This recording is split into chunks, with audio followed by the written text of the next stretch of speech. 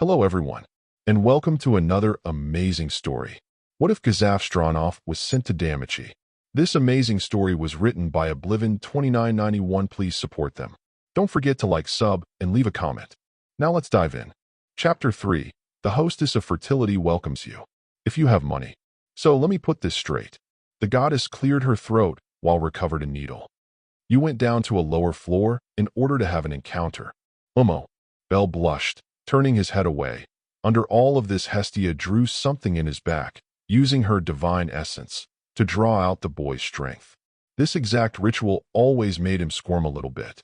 A girl, moreover as beautiful as the one sitting on his back, played with the skin on his back, drawing strange symbols from left to right always made Bell feel uncomfortable.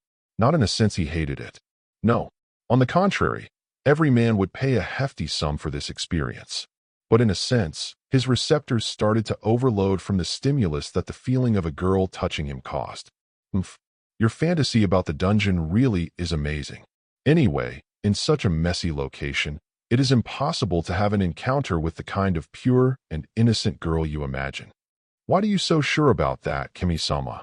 The boy with white hair glanced back at the short girl who sat on his waist. If I may ask it.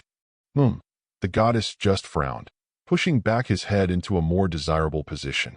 Indeed, this child was adorably innocent about worldly matters. Adorable, but time to time was too honest for his own good. Many would say stupid. Stay put a little bit, will ya? Sorry. The boy mumbled, doing just like his goddess said, on his face an expression which clearly betrayed his thoughtfulness present. I mean, an innocent girl. If there isn't one, then wouldn't there be no hope for the others? I mean, I've heard that elves do not even hold hands with others if they do not approve of them. Era, don't yell now. Although there are races that are similar to the elves, there are also races like Amazons that would give their bodies to strong males for strong children. Also, I believe that those with your unrealistic way of thinking would eventually come to a bad end. Yes, after being informed of these weighty matters, the boy's head buried into the pillow. At the same time, the short goddess almost finished with her drawing process. From the left side, she began to apply additional engravings. What exactly happened now was the process of drawing out fauna. Basically, the gods used the sacred text and engraved it on their children's back, using their blood as a medium. This is a power that only gods have and can significantly improve the ability of the target. Of course, there are also things like experience points. Those are gained through experiencing a variety of events. So, just like their name implies, they are based on the person's own experiences in life. Of course, this is not visible, nor could it be created by the hands of a lower world human. If we need to explain it, it is equivalent to the history of a person's own experiences.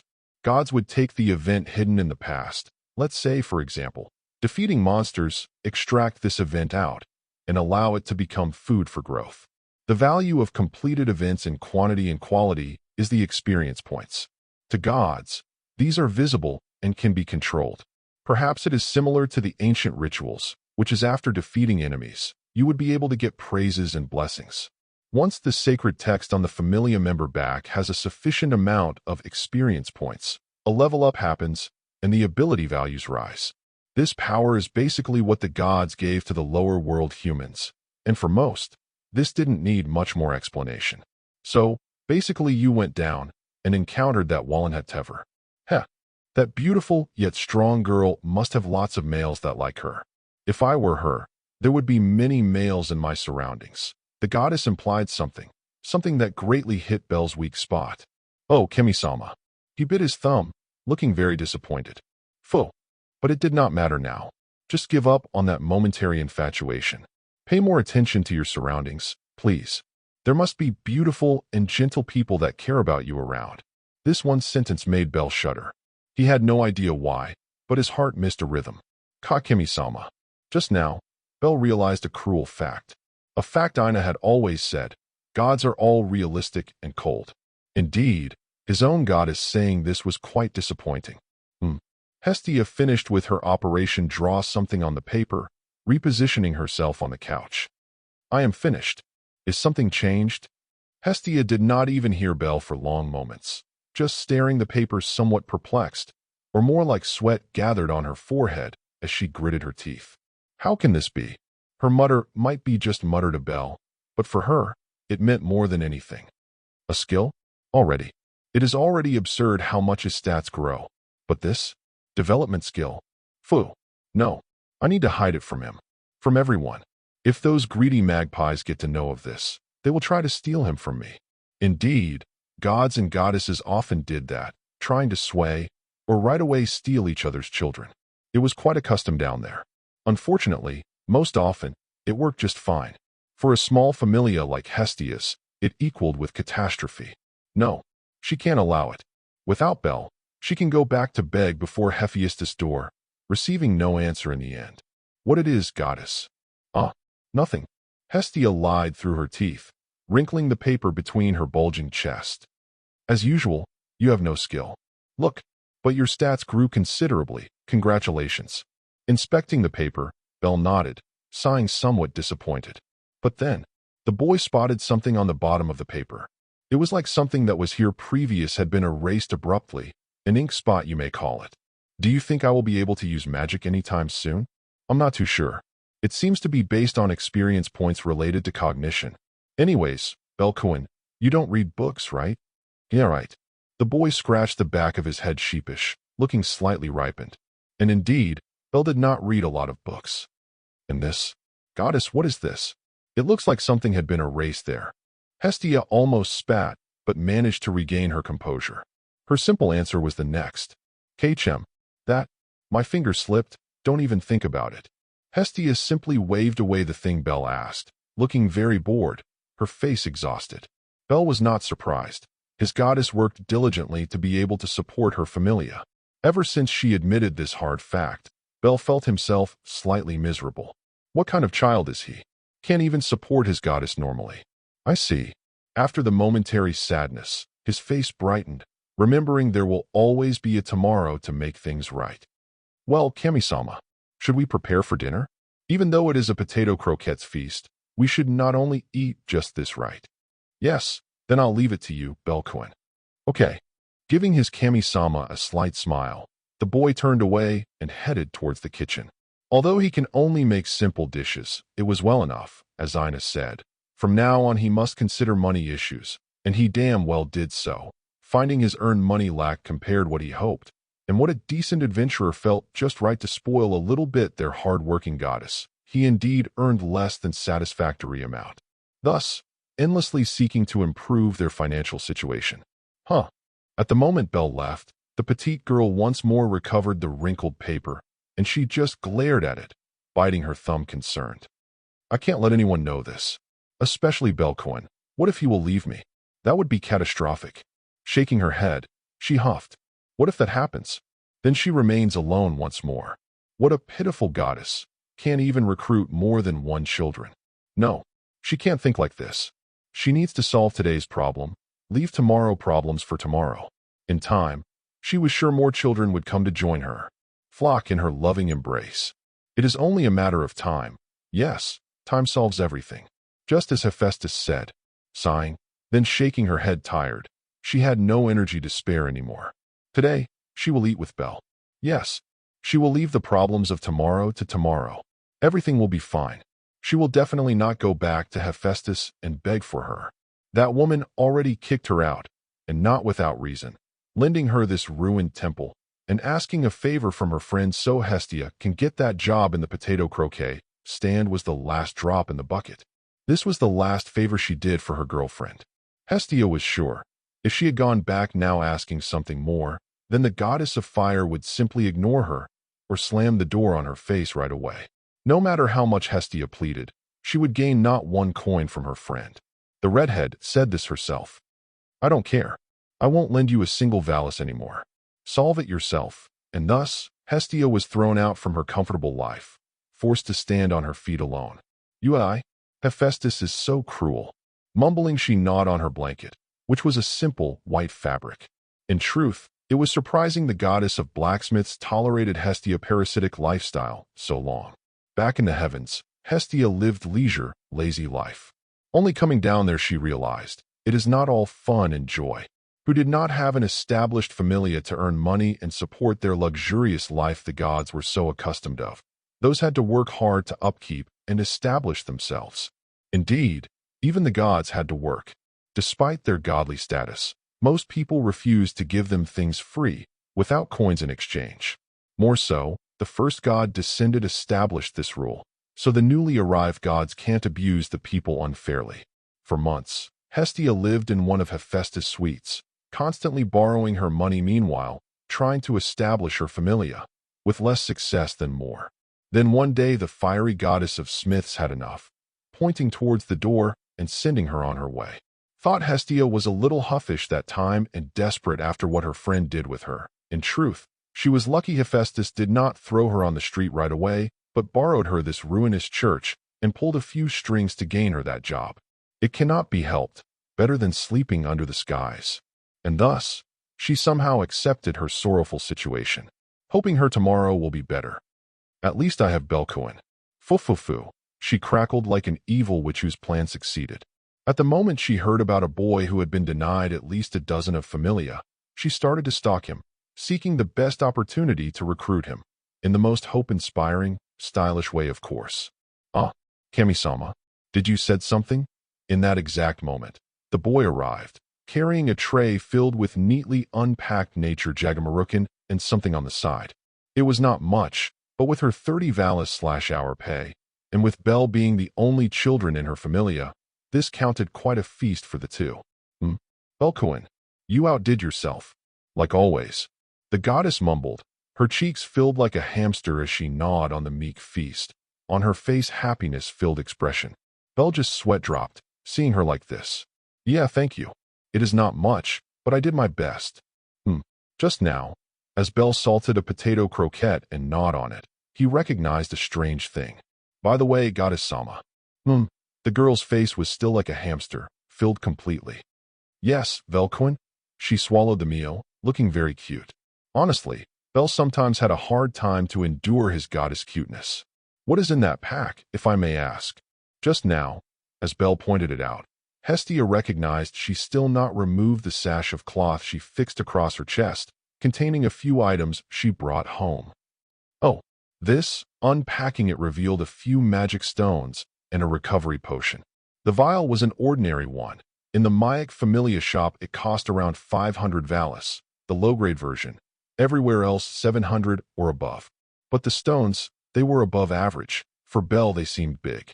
Definitely, these stones came lower than Belle ever stepped into, making his eyes slightly twinkle. Goddess those are. Magic stones and a recovery potion? She blinked confused. Where are they from? Don't say. Belle gulped, biting his tongue before he could continue. No, even thinking about that was disgraceful. A goddess like Hestia would never lower herself so low. What? No, you misunderstanding things. Belle sighed right away, finally convinced she did not do any unspeakable act. Then, phew, fine. A man stopped before my stall, most likely an adventurer judging from his posture and the sword on his back. Hestia mumbled under her nose. Belle started to have a bad feeling about this. And what's after that? Fine, if you really want to know. It was rather awkward. The adventurer just stopped before my stand, glaring down on the dressings, mumbling something about. He failed. Seriously, it is a simple jagamarukan. What's so hard about that? And then, Belle pushed forward, making Hestia sight and shake her head. He collapsed. Only after. Hestia's face reddened, remembering her unique method of success. After what? Please let me know. What happened? Belkin, sometimes you really are. Gulping down the lump of awkwardness blocked her speech. She offered her own version. I managed to wake him up. Okay. He thanked me and left. Most likely, these stones and the potion fell out of his pocket. That's it. Don't even speak about it anymore. She looked away, blushing, remembering the strange man. Indeed, that man was a strange figure. For her senses, it was like he was not even from around, feeling alien compared to others. Not speaking about that strange medallion and his weapon, especially that sword. She still shivered thinking about it. Every time she did so, a particularly bad omen started to surface on her mind. In that case, we need to return these items to him. That's the minimum. Can you describe him? I am sure Ina-san can help to return these goods to him. Ah, Belkuin. Looking at his goddess, her closed eyes twitched, like she ate something bad, her smile awkward. Is something wrong, Kemi-sama? You look ill. Was the food bad? Can't we just keep these items? Came this sudden proposition, the idea which the adventurer boy first did not even perceive completely. What? Bell tilted his head questioning, not even perceiving what she suggested. I mean, we barely manage as it is. Judging from his weapon and his posture, he must be a high-ranked adventurer. I am sure he did not even recognize if a few stones and potions are missing. Are you suggesting to steal from others, Kemi-sama? Bell looked so innocent. Hestia's already weak, forced smile trembled even more. True. First, she wanted to return the goods. But then, thinking about their sad state, how much the two worked for almost nothing, she changed her mind. They barely scraped enough to sustain themselves as it. She was a goddess. She wanted to be spoiled a little bit. Judging from the look of the adventurer, she was sure he would not miss a few stones and a potion. If he comes back, she simply lies that she did not saw them, and the man most likely lost them down in the dungeon. Nothing can be proved, neither the magic stones nor the original owner of the potion. After all, not custom-made potions looked almost the same wherever you bought them. Only the vials and their quality differed, and even those based on who made them, which familia manufactured the liquid. But Kami-sama, I hope you were just joking. That's just not right. Oh, dear Belka. Her face twitched with a forced smile. Looking at the boy, she had the urge to hug him to death, and at the same time, hit him. He was too good for this world. Since coming in this lower world, she learned a few practices. Practices helped her survival so long.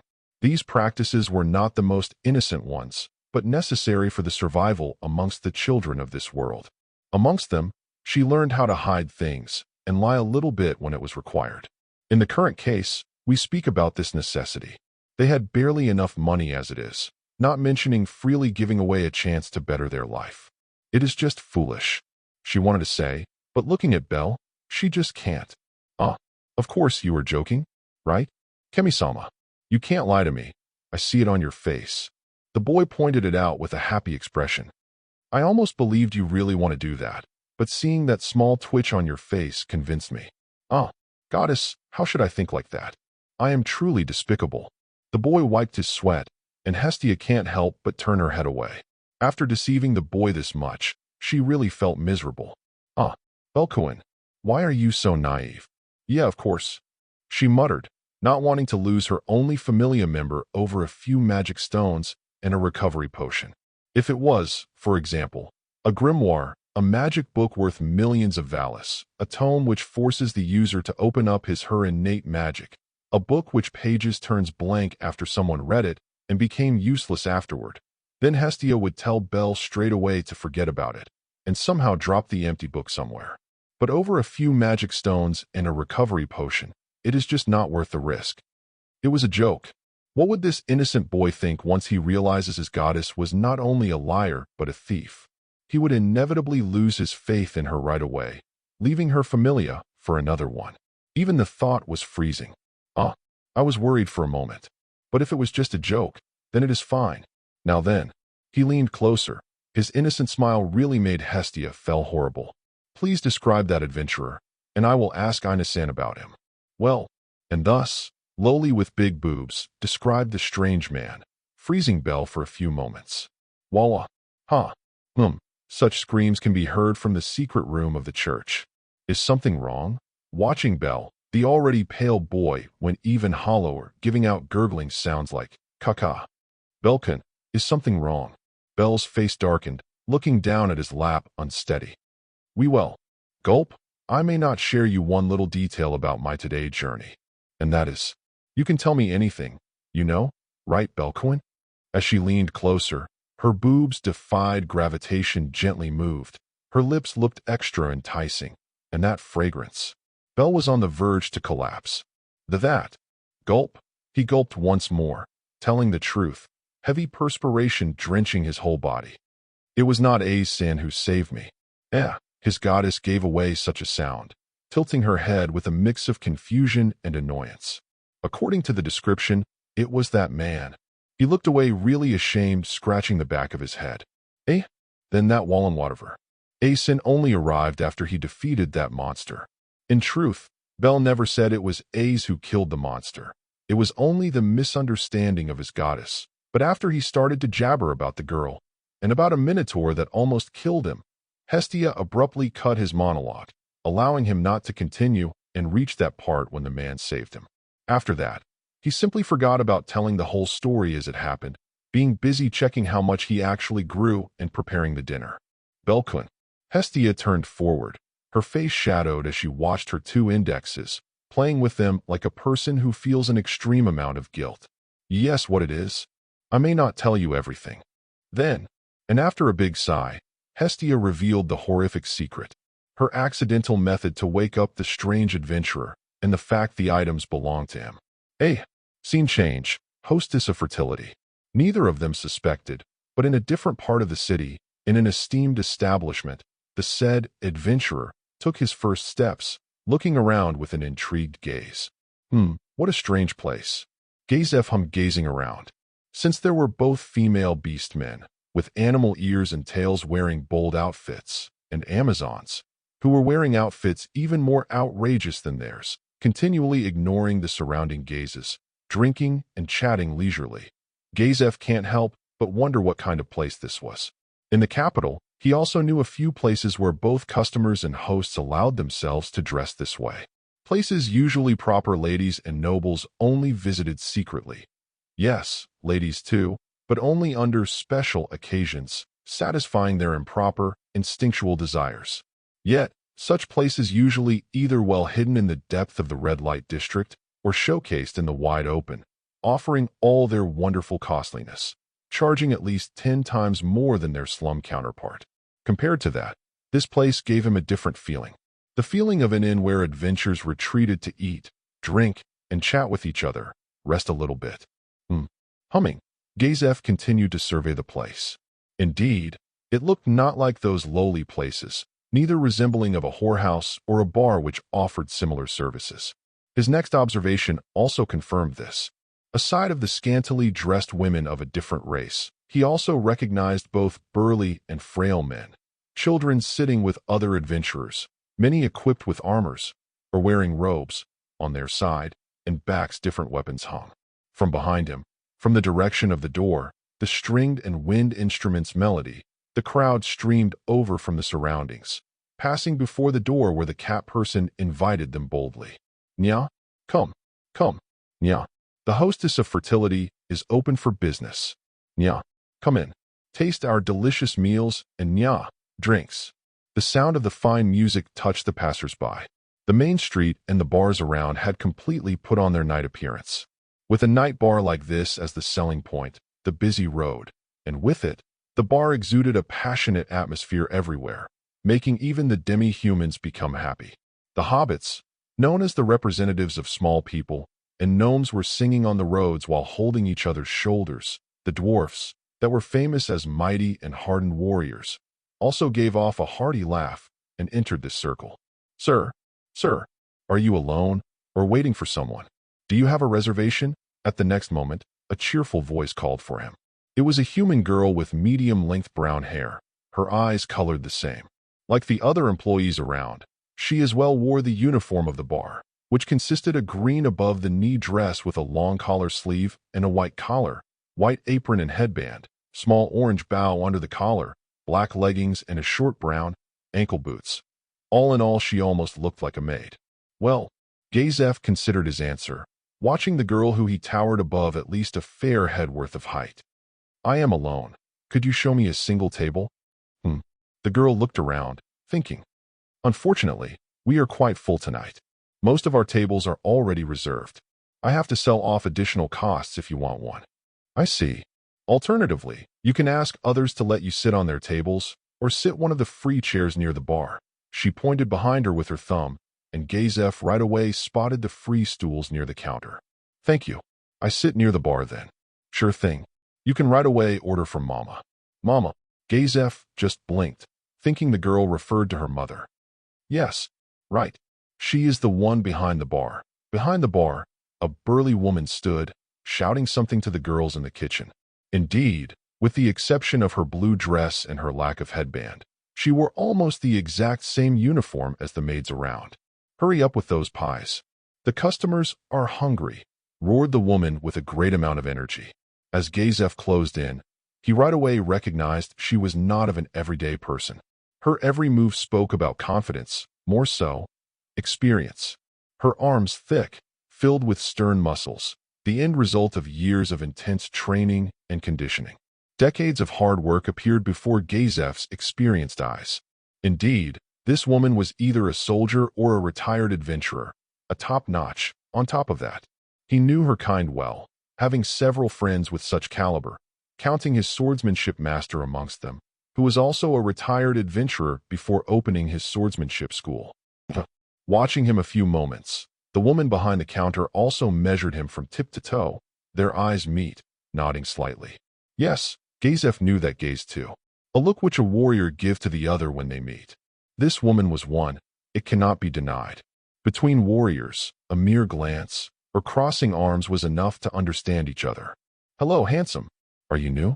I never saw you here." She changed mood right away, unbalancing the former warrior captain for a moment. "I am Mia Grand, the owner of this bar. What can I do for you?" With a beaming smile, the stout woman welcomed Gazaf, who nodded back with a friendly smile. "Good evening, my name is Zeph. Please take care of me." Though many know Gazaf's name around the Riestai's kingdom, his face was somewhat unknown for most people not familiar with his country. He needed to be cautious not to reveal his presence here. Even if the people of this place did not know about the slain theocracy and the empire, that did not mean the said countries not stationed their informants, spies, or even assassins around. As he experienced, the two mentioned countries want his elimination the most. Giving away his name would alert their spies, informants, or assassins around. They might know his face, but he doubted anyone around could say the same. On the contrary, if he gave away his real name, that would alert them right away. Thus, the man decided to use the name Zeph until time being, laying low a little bit until he confirms his situation. Looking around, walking around in the city and inspecting the scenery beyond the walls also made him doubt he is dead. That theory about the underworld started to fade away moment by moment. Thinking of it, I need to conceal razor edge. This sword is quite flashy. Glancing back above his shoulder, he right away recognized the prying eyes of the strangers. Mostly watching his clothes covered with monster blood and the golden handle of the sword on his back. Even with the specialized, enchanted scabbard that kept the sword's edge at bay, making it able to contain the blade that cut everyone and everything. The handle was quite flashy. If he pulled it out in the open, the news of it would spread right away. Well, I am a little bit late with that. The boy and those two surely saw my blade. Hopefully, their tale will be disregarded as exaggeration. So what do you order? I hope you are hungry. My girls need the coin, and I need to run a business. Mischievous, the tall lady winked at the man, rubbing her fingers expecting. The motion Gazaf right away recognized. Indeed, he needs to be aware, this woman quite expectant when it came to tipping. What are you off? Gazaf stopped his tongue, remembering something important. Something wrong. The unnaturally tall dwarf watched him confused, tilting her head. She right away recognized something was not right. Her eyes slightly squinted. In truth, before ordering, I would like to ask a few things. Shoot. Mia huffed indignantly. Thought, if it's that kind of information, I need to charge extra. Cleaning the mug, she looked slightly huffish. She has better things to do than answering questions. Time is money. Wasting her time with questions kinda little offensive. No matter the handsomeness of this man, information must be paid. Gazaf raised his leather purse, taking out a few bronze and silver coins, raising a random one. Do you recognize this coin? Can I pay with this? The tall dwarf grabbed the coin from his hand, inspecting the deformed bronze. It looked quite old, as well unwell made on top of that. If she would have to guess, a 10 Valis coin worth more than this coin. Taking a silver one up, she would appraise it around 100 or 2, maximum. Naturally, if it comes to the market price. Sorry, I am not an appraiser. But you can't buy notch with this. The coin's quite unwell made, but looks old. Maybe an appraiser or a collector can give you a better price for them. Giving a look once more, the dwarf boss recognized several more things. One side of the coin was adorned with the symbol of the merchant guild, the other with a wheel, which symbolized the god of business, in the New World, at least. I see. Gazaf sighed, somewhat disappointed. But what had he expected? The coins the kingdom pressed, moreover simple bronze and silver coins, carried little to none artistic value. The gold and platinum chips they used for high-value trade earned more care from their coiner masters. As he heard, in the Empire the coins are a lot better made, shaping them mostly with magic, which made it easier to shape them perfectly round, on top of that doing it cheap. The kingdom can't really compete with such giant. Look, if you don't have the coin, there is nothing more to speak about. She was strict, but she has the right to do so. Gazaf completely understood her reason. Unfortunately, at night, he will not likely find any appraiser open. Thus, he only had one option remained. In that case, he recovered a few magic stones. Some of them were only as big as a nail, some bigger with a fair amount. Those black monsters and a few bigger things early on at least dropped quite big stones and left more parts. Indeed, those creatures tried to ambush him several times while heading upward. They were slightly stronger than the rest but dropped bigger stones. Those black variants usually appeared when his sword sliced the walls, cleaving a piece from them, or when in several rooms, he killed a large batch of creatures. The man still wondered if that was the only difference between them. Magic stones. What do I do with them? Can they be used to pay? Mia watched the man once more, long ago recognizing his simple blood-soaked clothes and the quality golden handle peeking behind his back. Aren't you an adventurer? Why not exchange the stones to Valis in the guild? Valis? Guild. Gazaf blinked a few times. His face spoke about his cluelessness about the situation. So you are a newbie, arriving in the city recently, no? Valis is the currency here. I wonder how far you come from not encountering with it until now. Gazaf just nodded, slightly sheepish. Is that easy to read from me? He asked himself before regaining his composure and confident stature, bowing his head apologetic. I just arrived in the city this morning. Please forgive my cluelessness. He smiled awkwardly, earning a strange look from the woman. I see. The woman watched him strict for long moments, dissecting him with her brown eyes. But revealing what happened would not have made it better. No, it would be made all worse. Naturally, he could have said, he woke up in that damp, dark place and had no clue where he is. But who would have believed that? Also, even if they considered that option as true, it would raise too much attention for his liking. A man who woke up who knows where, having little clue how he gets there. It screamed for exposure. Lying low and slowly building his knowledge was much more secure, at least for the time. He will figure a way to return Riestais. Finding a way to oppose Ainsdano and build my strength also important. It was shameful how easily he took care of me. It was just a flash, but Gazaf remembered his shameful defeat. Indeed, his pride as a warrior was utterly crushed that day. More precisely, this day, he needs to get himself together, train harder to reach closer to Ains. Even if he could never match a monster like him, he needs to do his best, or remain ashamed in the remainder of his days. And you didn't even register in the local guild, but right away dive in the dungeon. For this, Mia furrowed her brows. Are you an idiot, or what? Touché. This lady was a cruel hostess, but he did not blame her. His appearance was indeed strange, as well his actions might make no sense in the eyes of these people. He somewhat understands their feeling. UPS. Yeah, I kind of forgot about that. Wanting to try myself in the famous dungeon, scratching the back of his head, Gazaf did his best to offer his best awkward, apologetic smile. Even if it was not that convincing, it was this or the actual truth, and as said, who would believe that? I see. The woman still watched him suspicious. In that case, I accept the stones, but you pay double for the inconvenience, and because one of my girls had to visit the guild to exchange the stones. 1 and 2-fold. Even tired, thirsty, and hungry, Gazaf refused to pay twice as much just because he pays with a different currency. It was insane. Is he paying twice as much just because of that? He refused to do so. In the worst case of scenario, he will spend his night in the open, bearing with his hunger. He was sure he could find simple water somewhere to soothe his thirst. Tomorrow, he will visit that guild and exchange his stones. It was not his first time spending his nights in the open and starving. And as he suspected it, it wouldn't be his last. he still remembered a winter campaign he participated when he was a mercenary. He almost died due to the enemy poisoned their food and water supply. I almost died back then. 1 and 8. Mia crossed her arms, looking strict. 1 3. 1 4. 1.5 fold. I pay that much, not more, not less. Gazaf leaned closer, staring deep in the woman's eyes. Humph. The woman's mouth twitched angrily for a moment. Then, fine then, TCH. I see you are not entirely stupid. Now, a fox-like a smile formed on Mia's face, nodding accepting. It cannot be helped. As a mercenary, Gazaf had his fair share of deals, often forced to haggle better pay from an unfair position. He felt he would get this. The woman before him already got a good deal. 1.5 fold for a small trip was good pay. Thank you. Gazaf sighed. He should have bartered the cut lower, but he felt he already dancing on the goodwill of the owner. Any more, and he will be sent away. If you allow me one more question? Yes. Do you offer rooms for the night? We offer no rooms. Came the answer right away.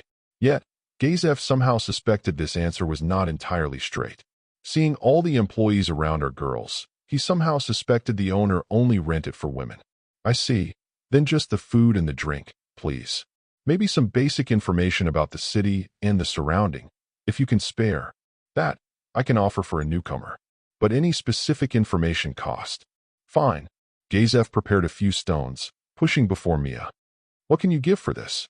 Once more, the woman measured the stones, taking them in her hands and rubbing them, measuring their weight, and making quick calculations.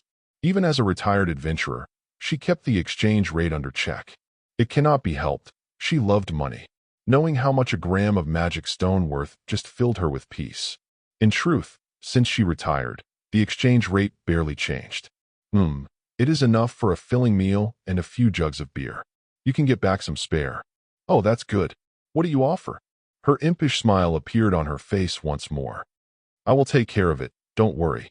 Seeing that expression, Gazaf started to worry. A menu be in order. Yes, Mama, came the answer right away. Gazaf already felt he'd draw the short straw. I had a bad feeling about this. He gulped, sighing as the burly woman continued her work, served the other customers near the bar. Glancing once more around, the shop atmosphere was extremely bright. The shop employees were filled with energy, and sounds of laughter could be heard everywhere. Although there were many adventurer customers that viewed the shop employees with perverted eyes, basically everyone was simply drinking and laughing. The cooking seemed to look very tasty as well, as much Gazaf could depict from his place. As for the interior of the bar, it was very stylish compared to the other stores Gazaf usually used to hang around. Yet, even despite this, the peculiar impression of a bar still exists. From the point that there was a cafe shop next to the entrance, it could be seen that this shop followed the fashion carefully. Shaking his head, Gazaf recovered a stone. Until now he did not really inspect them better. The stone was strange, almost like a crystal made from a barely transparent, dark material. In the middle of it, it was like an orange light flickered like a living organism or a small fire burned in the middle of the thing. Gazaf was not a mage. In truth, he never had the talent to become one. That old man from the Empire also confirmed this sad fact. You are strong, Gazaf Strawnoff, too strong even as a simple warrior. We are lucky you lack the talent. They only meet a few times when their king and the emperor meet. But under that few occasions, he experienced it firsthand. The old man was rather blunt and too honest for his own good. Even telling Gazaf about his honest opinion, caressing his long beard and measuring him like a good steak. Yeah, that's Flutter Paradigm for you, Gazaf muttered, turning the stone amidst his fingers. Even a person who lacked the talent for magi craft, he was sure, the stone was magical in origin. Magic sense. His eyes flashed for a moment as his martial art activated. Many considered this martial art inferior and useless when it came to all other purely combat and defensive technique, never learning it. But this minor thing often separated death and life under the battle. The ability to distinct magic weapons, enchanted items, and armor early on, allowing the user to plan their movement and tactic according. Not once this thing saved my life. True, this martial art was a lot inferior compared to the famous innate ability of Flutter, as it can't tell in itself the exact potential of the enemy's magic. Still, it served its purpose. With it, The user can find distinct items with magical origin or enchantments at ease. Combining it with the danger sense, or similar martial arts, it even allowed Gazaf to distinct the rough factor of the enemy's magical equipment or assess the enemy magic caster itself. Interesting. As his senses extended, a new filter of reality opened. Looking at the stone, it emitted a faint bluish aura, radiating some ill intent. Looking around once more, his senses picked up the same glow from the lamps and several other items in his vicinity. Most likely they used these stones as energy source. I see. It is almost the same than back home, where the magical association enchant lamps with continual light. Those items with enchantments were actually quite expensive. Not everyone can allow buying one. It was strange to see so many similar lamps around. Strangely, most street lamps of the capital and the bigger cities lit with such magic. It is either cheap here, or this bar is quite famous and earns well for the boss. Seeing how many customers are around, it was a stupid question. Of course, this bar earned its fair coin for the owners. Here you are. Smack. Bon appetit. The lady boss smiled, smacking on the table a wooden bowl filled with steaming pasta, some roasted fish, and some kind of stew with different vegetables and sliced meat. All three was quite a big portion. Ah, thank you. The boss said nothing, but nodded, turning away and tapped some beer for the man. If you are out, just say the word. I calculated your meal that way so you can have several more drinks. You look as dry as a rock. I appreciate it. Mia huffed once more, leaving Gazaf alone in peace, eating and drinking his heart content. The food was not bad. No, it was especially good compared to his homemade meals and the rations he usually eats. The meat in the stew almost melt in his mouth, the bread freshly baked, the dish gravy on the pasta tasty. As for the fish, he was never really the fan of fish meals, but this one was especially good. It may come to that he will like this food. Drinking his drink, once more the boss stepped before him. So, care to tell where you came from, Zeph? Still that suspicious gaze, that kind of expression that woman gave him. It is not every day a man head down in the dungeon at the moment they arrive. Is that so? Indeed. Most have more in their head than try their luck. That tower not accidentally built on top of that place. I see your point. He was aware it was a stupid excuse. But as said, he had no better. It is not likely anyone will believe he just woke up there. Not anyone without proper magical knowledge about teleportation magic or something similar. Karn. I came from Karn. He gave his answer finally, sipping his beer. Karn. Never heard of it. Where is it? Just a remote village in a faraway kingdom. Not likely anyone not from here heard from that place. Indeed, Gazaf considered his answer. Karn was the last settlement he and his men approached, pursuing the clues about the rampaging soldiers of the Empire, the same place where they encountered Ains for the first time. Coming from there was a half-truth, as he was there once, and came back to the capital afterward. I see. So that the bad quality of money is from that kingdom. Yes, that's our official currency. Unfortunately, we can't make better ones. This was a half-truth. Officially, they could make better. But in the case of lower-grade currency like copper and silver, it is not worth the effort and investment. Mia fondled his chin, tilting her head. It is still strange you did not encounter Valis until now. Passing the nearby regions, it is the official currency. Now, the woman was uncomfortably close, inspecting him barely a few centimeters away. That's because I mostly traveled in the woods, hunting my meals myself, bartering the leathers and furs I hunted, exchanging them for the necessary items. Mia hummed once more before crossing her arms, nodding with a calm smile. That makes sense. So how long are you traveling? From your clothes, you must have come very far. Gazaf breathed a sigh of relief, appreciating his bluff succeeded. Previous inspecting the surrounding regions from the walls, he knows well a forest surrounded this city. Saying he proceeded that way was a good excuse. Not peerless, but good enough. What's wrong with my clothes? He blinked confused in the next moment. A little bit old-fashioned, if you allow me to say this. Even the peasants in the fields were better. Is that so? Now, as she is saying this, indeed Gazaf recognized many people watched him with strange eyes as he passed the city. Most likely, not just because of his clothes were blood-covered, but because of how odd he looked in those old-fashioned clothes. Yes, that's the case. For a moment, Mia watched the golden handle that peeked behind his back, but said nothing about it. Every adventurer had their own weapons. She suspected it is the same with this Zeph guy too. Thought, she still found it strange how a stranger who only had a few coppers and silvers, wearing such simple clothes, owned such a fancy weapon. Yet, asking about it now, she somehow suspected she would not get a straight answer. Thus, she remained silent about it. When the time comes, everything will be revealed. Then, if you would allow me, I would like to ask a few things about the city. Sure, but as said, only the basics are free. I will charge you if you ask anything else. Then, my first question. And thus, Gazaf stated his questions, asking about the city in general, leisurely chatting with the owner to lower the tension. As he gets to know, the town named Oreo, the home of the famous dungeon. These strange magic stones alone in the world can only be found here and mostly used to fuel devices and the technology around. The adventurers, banded into familias, dive this underground construct day by day, defeating monsters and recovering the magic stones the guild buys from them for currency named Valis. Interesting. Inspecting the coin Mia gave him, it was surprising. From the touch, at least some part of this coin contained gold, the other was some different metal. Definitely not pure gold. From the feel and the weight, he could only say that much. He was not an appraiser, after all. But even so, even if not pure gold, from this coin alone, a peasant family could eat almost a week in the kingdom, and he got several more as a change from this woman. Definitely, the people of this region assess the value of different precious metals strangely.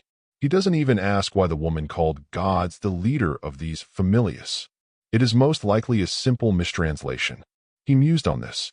There was no way a god would lead a mercenary or adventurer group. It was laughable.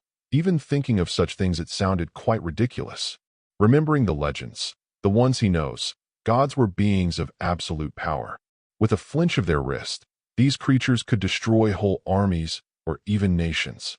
Just like Ain's Dono did so, is that mean? Is he a god too? Remembering what Ain's did with the army, it was enough to make a comparison and remember the stories about the evil deities, the greed kings, or even the 6 great gods, and many more stories not often mentioned by the people. Recognizing this, he was able to place beings called gods in the charts. Realizing right away, those who lead the familias was not likely real gods. Most likely a title of these leaders used is God. Strange. Maybe translation issue. Being Gazaf and every people of his world possessed the peculiar ability to understand and speak every spoken language. It was a possibility. Neither of them knows where this skill came from. Just an old story mentioned. Once a long time ago, someone fed the people some kind of translation cognac, and since then they can speak and understand every language. Unfortunately, this strange ability did not affect the written word. Thank you. Gazaf fondled the beard on his chin, recognizing it is somewhat less dense than it used to be. Strange. No problem. It is still strange you don't know all of this. After all, you are an adventurer. Or not. Once more, Mia furrowed her brow, giving him a strange look. The man remained silent, looking away for a moment. Look, if you don't want to speak about it, I will not force you. I only asked to stay out of the trouble. You were lucky you survived down there. But don't risk your hide once more. I suspect you don't even have blessing, knowing not even about familias and gods. Mia now watched him angry, some pity and worry mixing with her expression. It was almost like a mother glared at her child when the said kid did something stupid. Well, indeed, it was since some time Gazaf visited the church. True, a priest prayed for most nobles before each battle, even for him, blessing their equipment. But aside from a few positive effects coming from faith-based magic, he never felt any positive thing after praying. Thus, after a few times he did so as a kid, he stopped doing it. He was a man who relied on his instinct, skill, and power, not praying for the sky people. He still gave them the required respect, true, but worshipping them, not likely. I see. Mia sighed and shook her head. Look, I don't know why you came here, but if you want to be adventurer or dive the dungeon, join a familia and get a blessing, or you will die a horrible death. I will think about it. Thank you. Is there anything else you want to ask about? That's all for now. Good. If you need anything else, we open in the morning. But now, We are close to the closing hour. Indeed, looking around, it was quite late. Most of the adventurers already left. Only a few drunkards remained, their companions slowly dragging them outside. That much time passed. Gazaf was surprised at how fast the time passed. Just by eating, drinking, and chatting with this boss lady, a few hours already leaked away. Of course, he managed to gather several useful intel, satiating his thirst and hunger. Next time, bring some Valis, okay? Register in the guild and exchange those stones. She winked at him mischievously. It would be a shame for a handsome man like you. And I like the returning customers. I keep that in mind. With that, Gazaf nodded appreciating and stood up, heading outside. Hey, don't you need a place to sleep? Remembering he still had no place to sleep, Gazaf stopped for a moment. But also knowing he surely has no money to rent a room, he pondered what to do. I slept under the open skies before.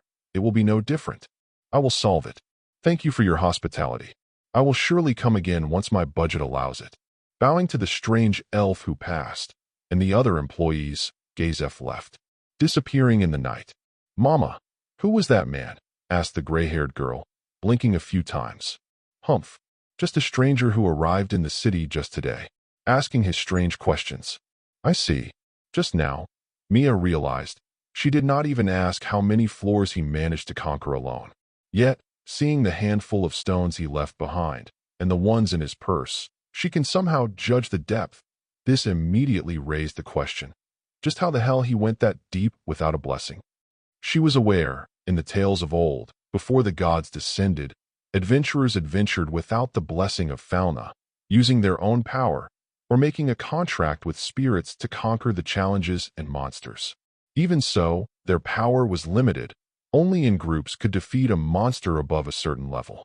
They cannot compare the adventurers of today's generation. Strange, she muttered, then right away shrugged. It was not her problem. People die every day. If he survives, she can always ask him later. If not, then one less customer. Another one will always take his place. Ryu. Yes. Came the elf with blonde hair and sky-blue eyes right away, her expression passive, carrying the beauty and elegance that was her race's own. Tomorrow, go to the guild and exchange these stones. Where are they from? Her expression did not even change asking this. A guy who just left paid with them. Some newbie who just arrived in the city. That idiot right away dived in the dungeon. TCH. Most likely without blessing. Mia huffed annoyed, handing the stones to the elf named Ryu. How deep? Figure it out yourself. The stones say it all. Ryu's passive expression twitched for a moment, her eyes losing their calm luster as she inspected the stones. Only for a moment, before returning to her usual passive self. Interesting. She only muttered as much before nodding. Very well. And thus, the last adventures leaked away from the shop, the employees finally closing the doors, cleaning up, and went to sleep. Their shift ended. For today at least. In the next morning, Gazaf woke up. He had a rough night, spending it in the streets. Yet, his back ached less than one may expect after pulling such an all-nighter. As usual, he woke up early in the morning, as he did so since his childhood. At least I could sleep a little bit. It was less chilly than expected. As a former mercenary and soldier, he long ago got used to sleeping under the open skies. Techniques existed to ignore most elements, and weather's Mother Nature can throw against him. Learning how to fall asleep everywhere, taking the best position to rest was only a necessity he learned under the years. But where to go first? The bookstore to inspect the maps, or the guild? Unfortunately, Mia did not mention the guild also has a library which may contain the information he needs. Being Gazaf not asked it directly, the boss woman did not say.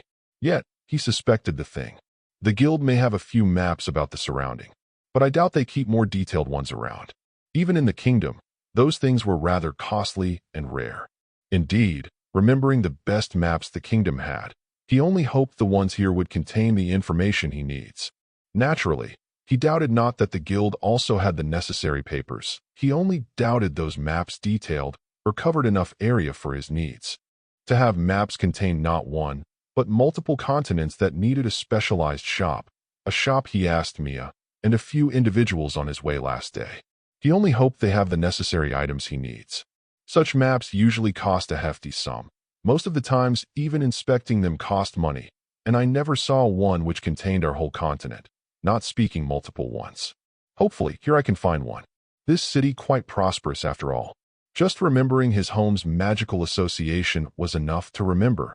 Those greedy mages cheated on you whenever they could, asking coin even for the smallest effort. Still, the recommendations point towards a few selected shops. The one Mia recommended being a rather small, but specialized shop, just what I need. That burly boss woman also confirmed it, recommending one exact shop. According to her, the owner is quite understanding and knowledgeable about many things. As for her personality, that leaves things to be desired. Gazaf shrugged, making his final decision. I can think of this later. First, I exchange my stones and ask around in the guild. Inspecting their maps is a plus. That shop is rather far from here. It would be better to go prepared, with some money in my pouch. After all, why he would make an unnecessary trip? He was still confused about this world. The information Mia shared was the bare minimum. And thus, based on this reason, Gazaf took his way to the guild. Asking around, he found it under less than an hour. Chapter 4. The Warrior, the Guild Girl, and the Pig. The advisor stretched her limb, looking very groggy. This girl with pink hair was never a person who woke up easily. In truth, she would prefer to take the afternoon shifts. It would be certainly better than waking up this early. Laying all day in her bed, lazing around, it was such a good dream. Unfortunately, this was still a distant dream. She was the employee of the guild. Their work started at the early morning, usually ended late, often working until late night descended. I had no idea how Inasen can do it. Staying fresh all day, it is such a bother. But I suppose it cannot be helped, at least we get a good coin for this job. Sighing, the girl shook her head, remembering in a few days she will have a free day. But now, the guild was busy. With a few exceptions, it was always a crowded place. Different people came and went daily base, exchanged stones for the coin, asked their advice. And this is exactly why she loved her job, because she can speak and interact with people. It was her favorite thing, and here, she can do it, even getting pay for her favorite thing. Misha. Opening the door, one of the guild employees called for her, and she opened one of her eyes, glancing at him. Yes, damn. And when she wanted to rest a little bit, she liked to be around people, but time to time, even she needed a short alone time. In that time, she usually hid one of the boxes, snoring a little bit. How many times I had to say, don't hide in the box. I know beauty sleep is important, but the day just started a few hours ago. Remmer, her Chiantrope superior, watched her strict. His ears are twitching angrily. It's not like that. I swear. I just finished the paperwork after my last client. You see, she jumped up right away, pointing the messy mass of papers on the table. Damn. Her perfect hiding place busted, her secret exposed. And when she thought no one would figure out. Indeed, one needs to be specially moron to bust open a door where from the sign, occupied, hung. I just finished the paperwork after the last adventurer, you see? Once more, she pointed at the papers on the table, on her face a forced smile. I see. Remmer still looked suspicious, his eyes staring her down. Not as she did this often, but she had a rough night. She needed this much relaxation, else she felt she would collapse. The guild head was a slave driver. It cannot be helped. Please don't tell anyone, she muttered, utilizing her puppy eye technique, and it was evident. It was pretty effective. The Chiantrope section leader backed, looking away embarrassed. Just don't do it again, or I will report it to Royman. Thank you. You are the best, Remmer. Yeah. The man sighed and defeated before his serious expression returned, fixing his tie. But now, return to your work. This room will be perfect. There is a man who wishes to inquire about the guild. His name is Zeph. Quite a strange figure. I see. I prepare the necessary papers then, and pick him up from the reception. The man was on to leave, muttering something like, I am the section leader. Running around to search for employees shouldn't be my responsibility. And thus, Remmer left, leaving Misha, who sighed a sigh of relief. That was close. This place was busy, almost like the Adventurer Guild back home. Gazaf visited the place a few times. Not as an adventurer, of course, but for other reasons. Reasons those are consisted of hiring adventurers for monster extermination or seeking information on how to handle problems connected with this area of expertise. Guilds like these existed for this sole reason after all. And if you look that way, Adventurers were nothing more than mercenaries who specialized mostly for monster extermination. Seeking the required information here was not a new thing. More so, as Mia explained, this guild actually was quite widespread, handling most things going through this city, everything connected to the adventurers and their so-called familia. He was sure, here, he will get the information he seeks, both when it came to knowledge and where to start his search after the lost royal treasures. Patting the bags filled to the brim. An employee already showed him where he could exchange his magic stones and monster parts. Hesitating not, he did so, gaining a hefty sum for them, filling at least 2 purses with coins. Gazaf always said, "It has never hurt to ask." This was a saying that he honestly admitted was useful. Who can't even do that? That person will surely not find what they seek. After all, maybe a few monsters could read minds. Unfortunately, no matter how monstrous a few people were, humans were never amongst them. Even with magic, he doubted anyone could do that. Of course, mind control is an entirely another matter. Yeah, he hated that kind of thing. It was a dirty trick. Fortunately, it can only be applied to those who had weak mental resistance or lacked the enchanted item to protect them. A properly trained warrior should be resistant against most attempts to control their mind. I wonder where it ends. Gazaf sighed, wondering how the hell he will get home. How far the said home was, and where the other items disappeared. He needs to find them before returning, or he will remain ashamed for the rest of his life. Naturally, setting up goals was easy enough. Reaching them was entirely another matter. But remembering the skinny kid he was, knowing where he ended up, it was evident he was never a man who gave up easily. More so, he was a man who pursued his goals until he collapsed, then pushed himself further to reach them. Zef-san. Opening one of his eye, a girl with pink hair came to his vision. Yes. Hello, my name is Misha Flott, your appointed advisor. According to my colleagues, you seek certain information about the guild. That's right, that's why I am here. Gazaf stood up, bowing respectfully. My name is Zef. Please take care of me. Edai. The girl was taken aback a little bit, seeing the sudden movement of the muscled man. Compared to how muscled he is fast. Please, come with me, she muttered quietly, definitely a little bit intimidated. Certainly, please lead the way. But before that, yes? For Gazaf's inquiring question, the girl pinched her nose. Please, take a shower. You have quite an odor. Sniffing himself, indeed, the sweat and monster blood on his cloth mixed into a fragrance which left him less desired than anyone initially liked. Maybe that's why no one approached me until now. Until now, no one approached him, watching him with a kind of look. Though, initially, he thought nothing of it, considering it as the end result of unsettling appearance or some other, unknown reason. Amongst them, how he smelled, though he doubted the latter.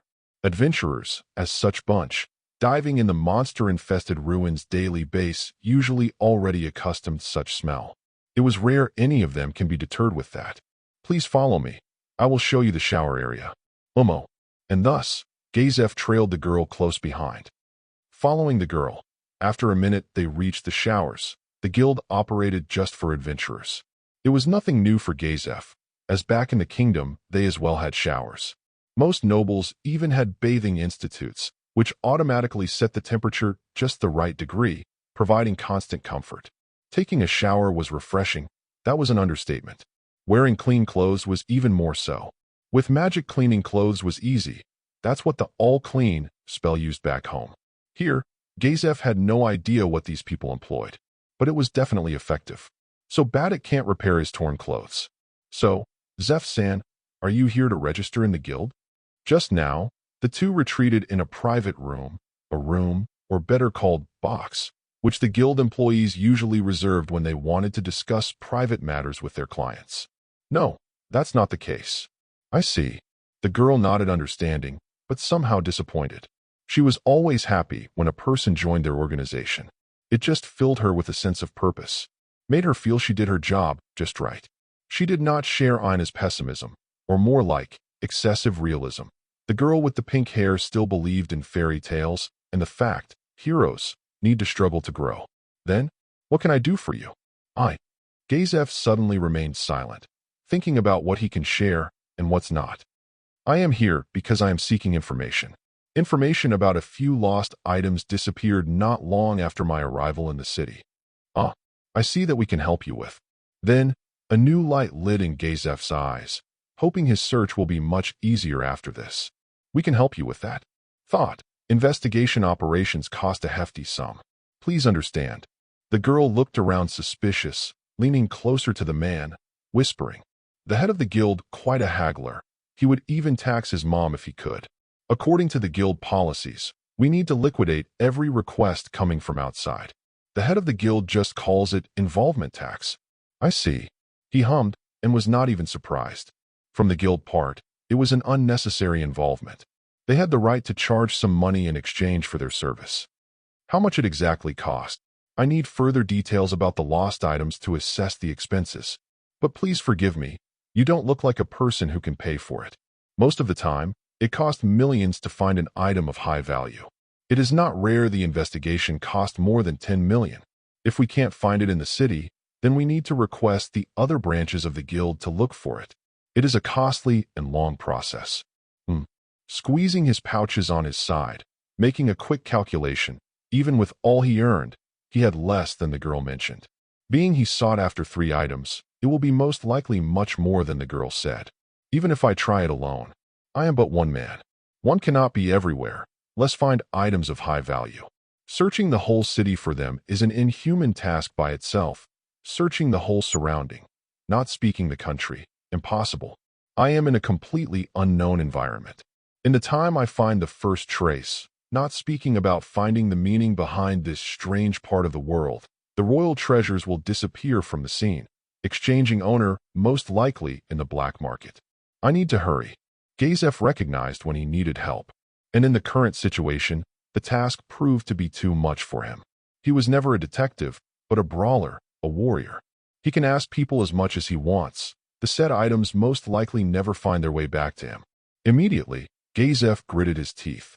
He either needed a job to create the monetary background for the investigation or look for it alone. The latter, he doubted he could ever pull out. Zef-san? The girl looked concerned, watching the nervous man staring his clenched fists, most likely thinking.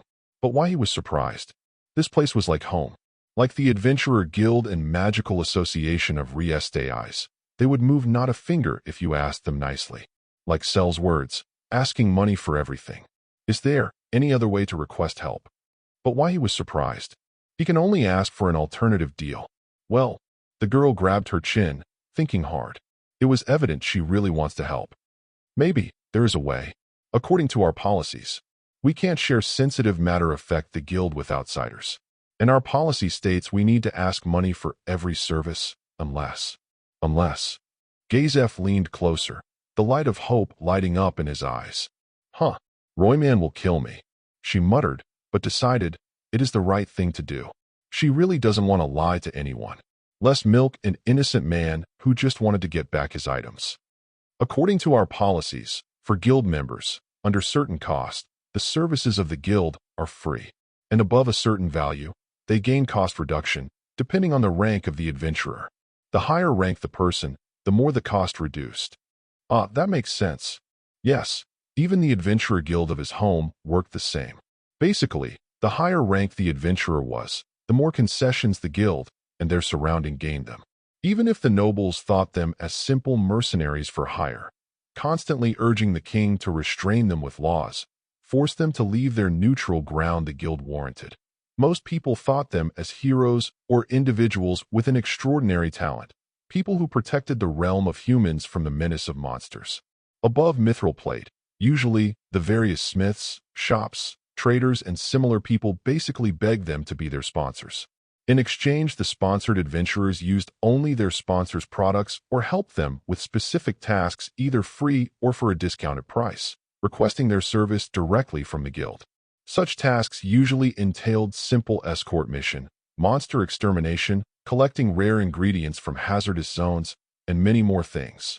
Basically, everything that the job of an average adventurer entailed. In that case, let me ask, does it entail any obligation or commitment? The girl just blinked, never before heard a similar question from anyone.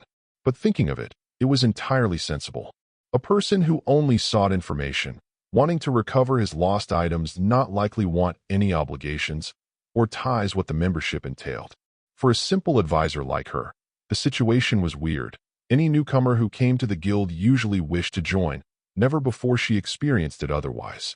Meeting a person who only wanted to recover his lost items, and when offered a chance right away inquired about the drawbacks. Certainly, this Zeph figure was strange, but not in a stupid way. Well, she starched her face blinking. There are a few, but not like we would hold you back to leave the city or demand you to report us periodically. Though, consulting with your advisor is well recommended before going in the dungeon. In that case, before I make my decision, can you speak about this organization of yours? I have the basic information, but I would like a little bit more before making my choice. Though, Gazaf felt himself slightly miserable doing this. He really wanted to find the remained 3 items before returning home. For that, the best way was to join this guild and use their resources in the search. True, he was never such a man who used others to reach his goals, stepping on them in the process. But in his current situation, he can't do otherwise. Else, he will never find the kingdom's treasures. But seeing it from a different angle, it was beneficial for both parties. He was sure of it. With his person, this guild will gain a great asset. He was not accidentally considered a threat both by the empire and the theocracy. Equivalent of exchange. As the old granny said. Remembering the famous saying of the old granny, the youthful lady adventurer who led the Blue Rose before retiring. He can't help but remember her with a good heart. Indeed, he learned many things from her. Things without he would be different today. Gladly, and with that, with a beaming smile, the pink-haired girl started her long explanation. The explanation that took quite a time to finish, but under all of that, Gazaf listened to her with great attention. I see. So no small text. At least, nothing that would severely burden him or block him to investigate things himself. Nope, she shook her head happily. Nothing that entails enslavement or anything. So, do you want to join? Her joke was quite tasteless, and Gazaf can only smile bitterly, but he decided, if he wants to use the services of the guild, between reasonable price frames, he needs to register. Using a nickname and identification data, he will remain well hidden until it served his needs. Very well, I will join. Splendid. Here are the papers. The girl was prepared, immediately recovering a stock of papers from the drawer. Is it? Watching the papers confused, Gazaf felt it will not end well for him. Yeah, I know it is intimidating, but the guild has strict policies about registration. Unfortunately, we need to chew this through before proceeding. But don't worry, she playfully waved her index. I will help you with them. In that case, please take care of me. Glancing at the papers, not as he could read them. He can only trust the girl will help him out. Then first, your name, Zeph, right? Any family name. Simply Zeph, no family name. Right? And thus, the two spent more than an hour, filling the papers diligently, reaching a certain question. So, you don't have familia, which means you lack fauna as well? Am I right? Misha watched Gazaf slightly curious, though her pink eyes hid a slight worry. It was easy to read her. She cannot really hide her emotions. I don't. I mostly work alone. Came the firm answer right away. Zeph-san. And with a frustrated sigh, Misha shook her head, massaging her temple. You need a blessing, a fauna, or the monsters will kill you down there. Every adventurer has one. Well, if that's the case, then bring the priest or any faith-based magic caster, and I will accept that blessing. What are you speaking about? Her flat expression made Gazaf furrow his brow. It was evident she had no clue what the man is spouting just now. After such a lengthy discussion, it was the first time the man saw the girl turn irritated. But it cannot be helped. Between the man and the girl, there was a major misunderstanding of what the concept, fauna, entailed. It was a blessing that both understood. But both parties thought about a different blessing, offered by different kind of people. The difference between one and other can hardly be bigger. Blessings, faith-based magic casters can buff others, no? He explained simply. In truth, the word buff appeared in the people's dictionary after the arrival of the 6 great gods. Being the 6 always referred blessings simply as buffs, the people as well started to use it. Nowadays, it was so widespread it was rare anyone referred to them otherwise. What is a faith-based magic caster? Do you mean mages? And what is buff? Tilting her head.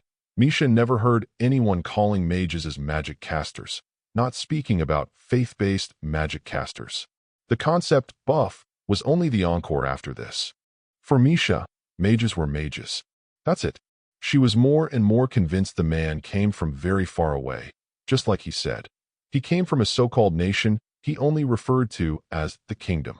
Well, they are basically magic casters, so that way you can refer them as simple mages, even if they are not the same. It was unprofessional calling them that way. Any high-ranked magic caster would be told it in the girl's face right away, explaining the differences between the different branches of magic casters and simple mages for a long time. For the girl's luck, Gazaf was not a magic caster. Thus, he could accept the customs here are different, pursuing the matter no further. I think we are not speaking about the same thing. Hitting the paper with her pen, the girl felt someone really misguided this man, or she was the one who misinterpreted the whole thing from the beginning. Let me start at the beginning. Please do so. And thus, she started her story time, explaining, long ago, the monsters were everywhere. That humanity and every other race struggled to survive the endless onslaught of the creatures. That the people's last bastions were their cities. Cities with reinforced, tall walls they hid behind, living their days in fear and worry. That the guild established initially by the heroes who used their own power to fight. In that time, the people carried no blessings, in another name, fauna. Instead, used their sheer will and power to fight back against monsters, making pacts with spirits to gain more power. Only a few selected race possessing innate magic back then, races like elves, renards, and spirits. Aside from them, not many born with natural, inherent magic. It was sad, but according to the legends, back then, the people pushed in the verge of extinction. The dungeon existed back then as well, serving as the source of the constant monster infestation. More than 1,000 years ago, a building similar, but a lot more dilapidated and inferior stood in place of Babel. The tall tower stood in the middle of the city. But at the moment it was finished, the gods destroyed it intentionally. How nice of them. Gazaf could only shrug hearing this. Those beings already made him remember the legends of his own people. Please continue. The girl continued the story, explaining, not long after the arrival of the gods, they rebuilt the place to its today image, giving their blessing, fauna, to the people. With the new, stronger generation of adventurers emerging, supported by the power of their respective gods, the people not only managed to banish the creatures back to their original nest, but not long after that, the first real adventurer dived in the place, hunting monsters for magic stones. Since then, Oreo built around the tower, prospering thanks to the income they gained from trading magic stones.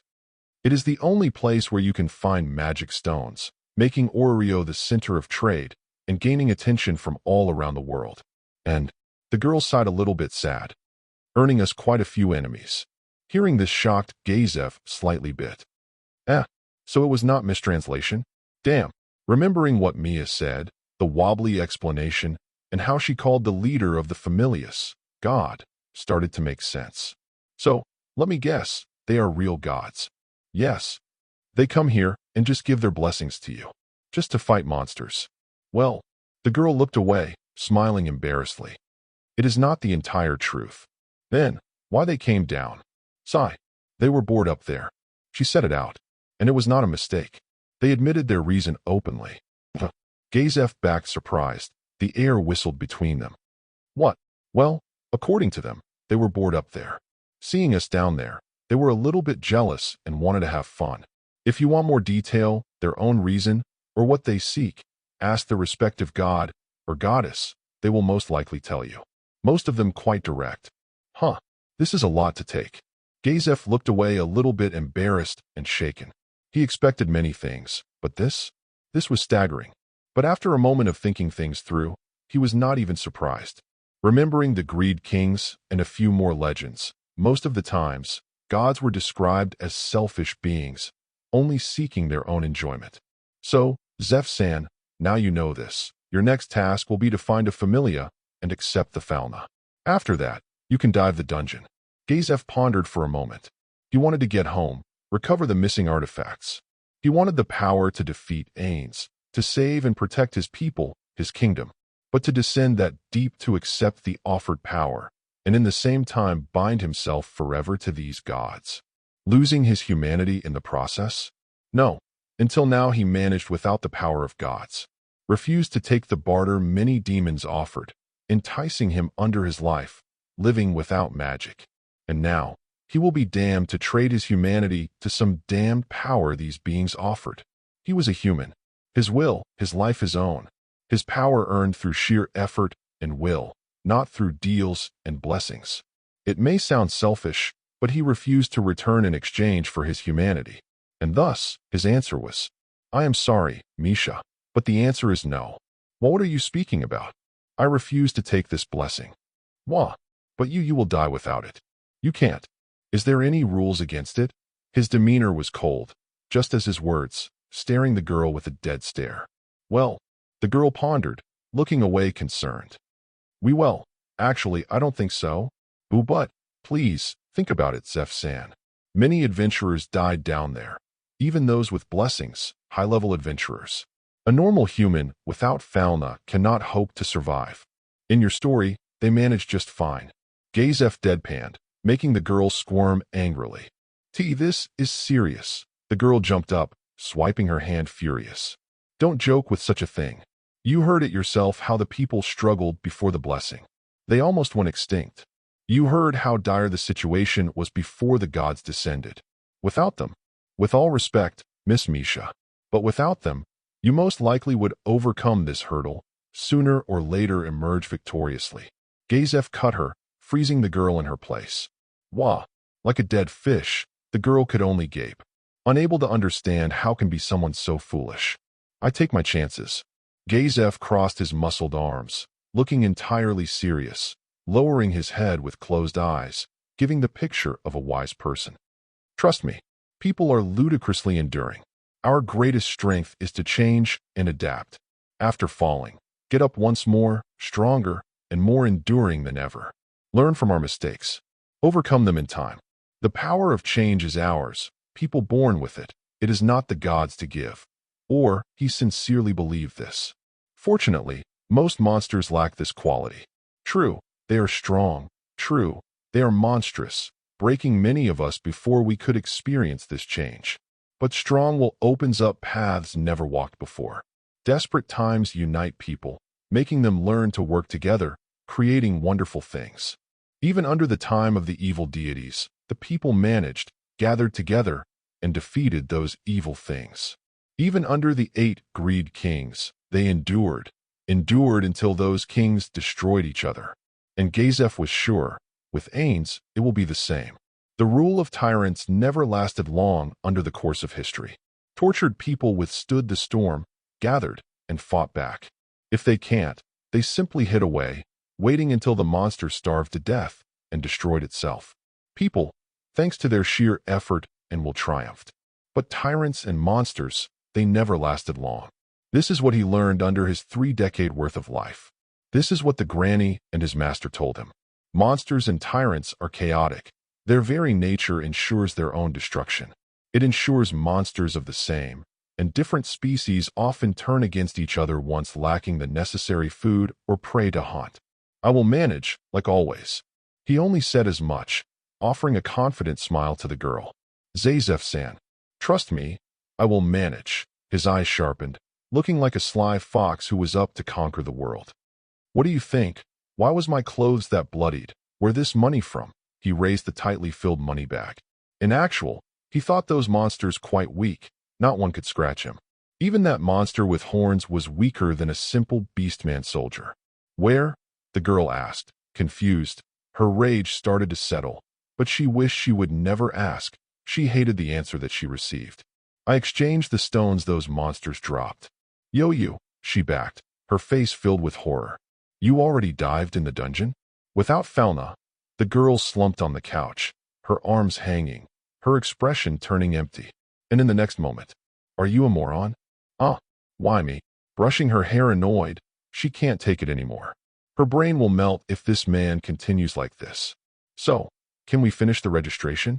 Looking at him once more, anger lit in her eyes, spending the next few minutes with her futile attempt to convince the man to search a familia, and get done with it. Nothing like enslavement comes with that. She was sure of it. He spouted nonsense, screaming, pleading, and nagging him, using her puppy eye technique as the last effort. That, she felt, almost worked. Worked not. Gazaf was too stubborn to be convinced. In the end, Misha gave up, tired from arguing. A man who was as stubborn as an ox stood up ready to leave. I can't convince you. Why are you so stubborn? Fine then. In that case, please, wait for a minute. I will ask my superior about this thing. But don't be surprised if they right away refuse you. Or, even if they accept, you will die down there. You were only lucky. I say this to you. Don't tempt your luck, or it will come back to you. Don't worry. I am confident I will manage. With a confident smile that radiated his thinking, and may look a little bit arrogant for an outsider, Misha froze, her mouth gaped like a suffocating fish. Arg, in the end, churning her expression into rage and unbelief. You are impossible. Fine. I don't care. Wait here. And thus, she left, only coming back around a half an hour later, returning with a short man, a short and fat elf with the expression of a dead fish. His suit definitely lots better made than the girls were. Just standing in the door, the pig watched him. His face definitely not carried the elegance and beauty that was his race's own. A look which bore no life, an expression that unnerved even an experienced man like Gazaf. Gazaf nodded, smiling friendly, but the elf still stared, his facial muscles not even moving, glancing at Misha, who only nodded, sighing. The girl was definitely exhausted. Then one moment to the next, the greasy elf started his stroll, clumping to the table, continuing his lifeless stare all along, moving with steps those mirrored his leisure lifestyle and stature. Yet, from his movement, it was evident he still carried some noble blood in his veins. Indeed, despite all the laziness covered his body, Gazaf recognized the small traces. In the end, the man stopped before him, staring him down. Zef-san, let me introduce the guild head, Royman Mardil Dono. It is good to meet you, guild head Dono. The former warrior captain said so, standing up respectfully, offering his hand as a man intended so. Yet, the old elf just stared the offered hand, looking at Misha for a moment, refusing to shake it. Like it was offensive if a man extended his hand to the other. Yeah, the pig simply ignored it. So, you are that Zef. Sitting down, his tone filled with a kind of passive arrogance, giving Gazaf the feeling he cannot care less of him. That, in his eyes, he as well was just another foolish adventurer he thought nothing about. That's my name, Roymandano. If I can guess, Miss Misha already told you about me. The man nodded passive, simply waving, and like a servant, Misha moved, leaving for now. Yes, she did so. As he squirmed on the couch, trying to find a comfortable position, the fat almost escaped his tight suit. The whole man basically rippled with each movement. If Gazaf had to make a comparison, he would compare him to a wrinkled pig, or the mayor of Irantal, Panasolii Gruz de Rettenmare. But in all actuality, Royman at least had more graying hair on his knob. This gave him the edge over the mayor. The two definitely in the same weight class. Just remembering the mayor of the fortress city, he can't help but wonder how a person can let himself slug that much. Indeed, Misha told me about your request. Is it against the rules? According to Miss Misha, there are no such rules. A person can't go down there without Falna. As she said, there are no rules for that. Royman leaned forward, hiding his mouth behind his folded fingers. Without his mouth, his green eyes looked even emptier. But there is a good reason for that. And that being, in the next moment, Misha returned, bringing a tray with some tea and crumpet. No one that irresponsible and stupid to try their luck without Falna. That's the reason. And being no one tries it, there was no reason to make a rule for that. That means I can go down there. Serve yourself. I have no time to care. Royman said so passively, grabbing the spoon and spooning a few spoonfuls of sugar in his tea, pouring some milk in the drink. Then it is solved, I am. Misha looked around desperate, definitely worried about their client. How can the guild head be so irresponsible, so uncaring and cold?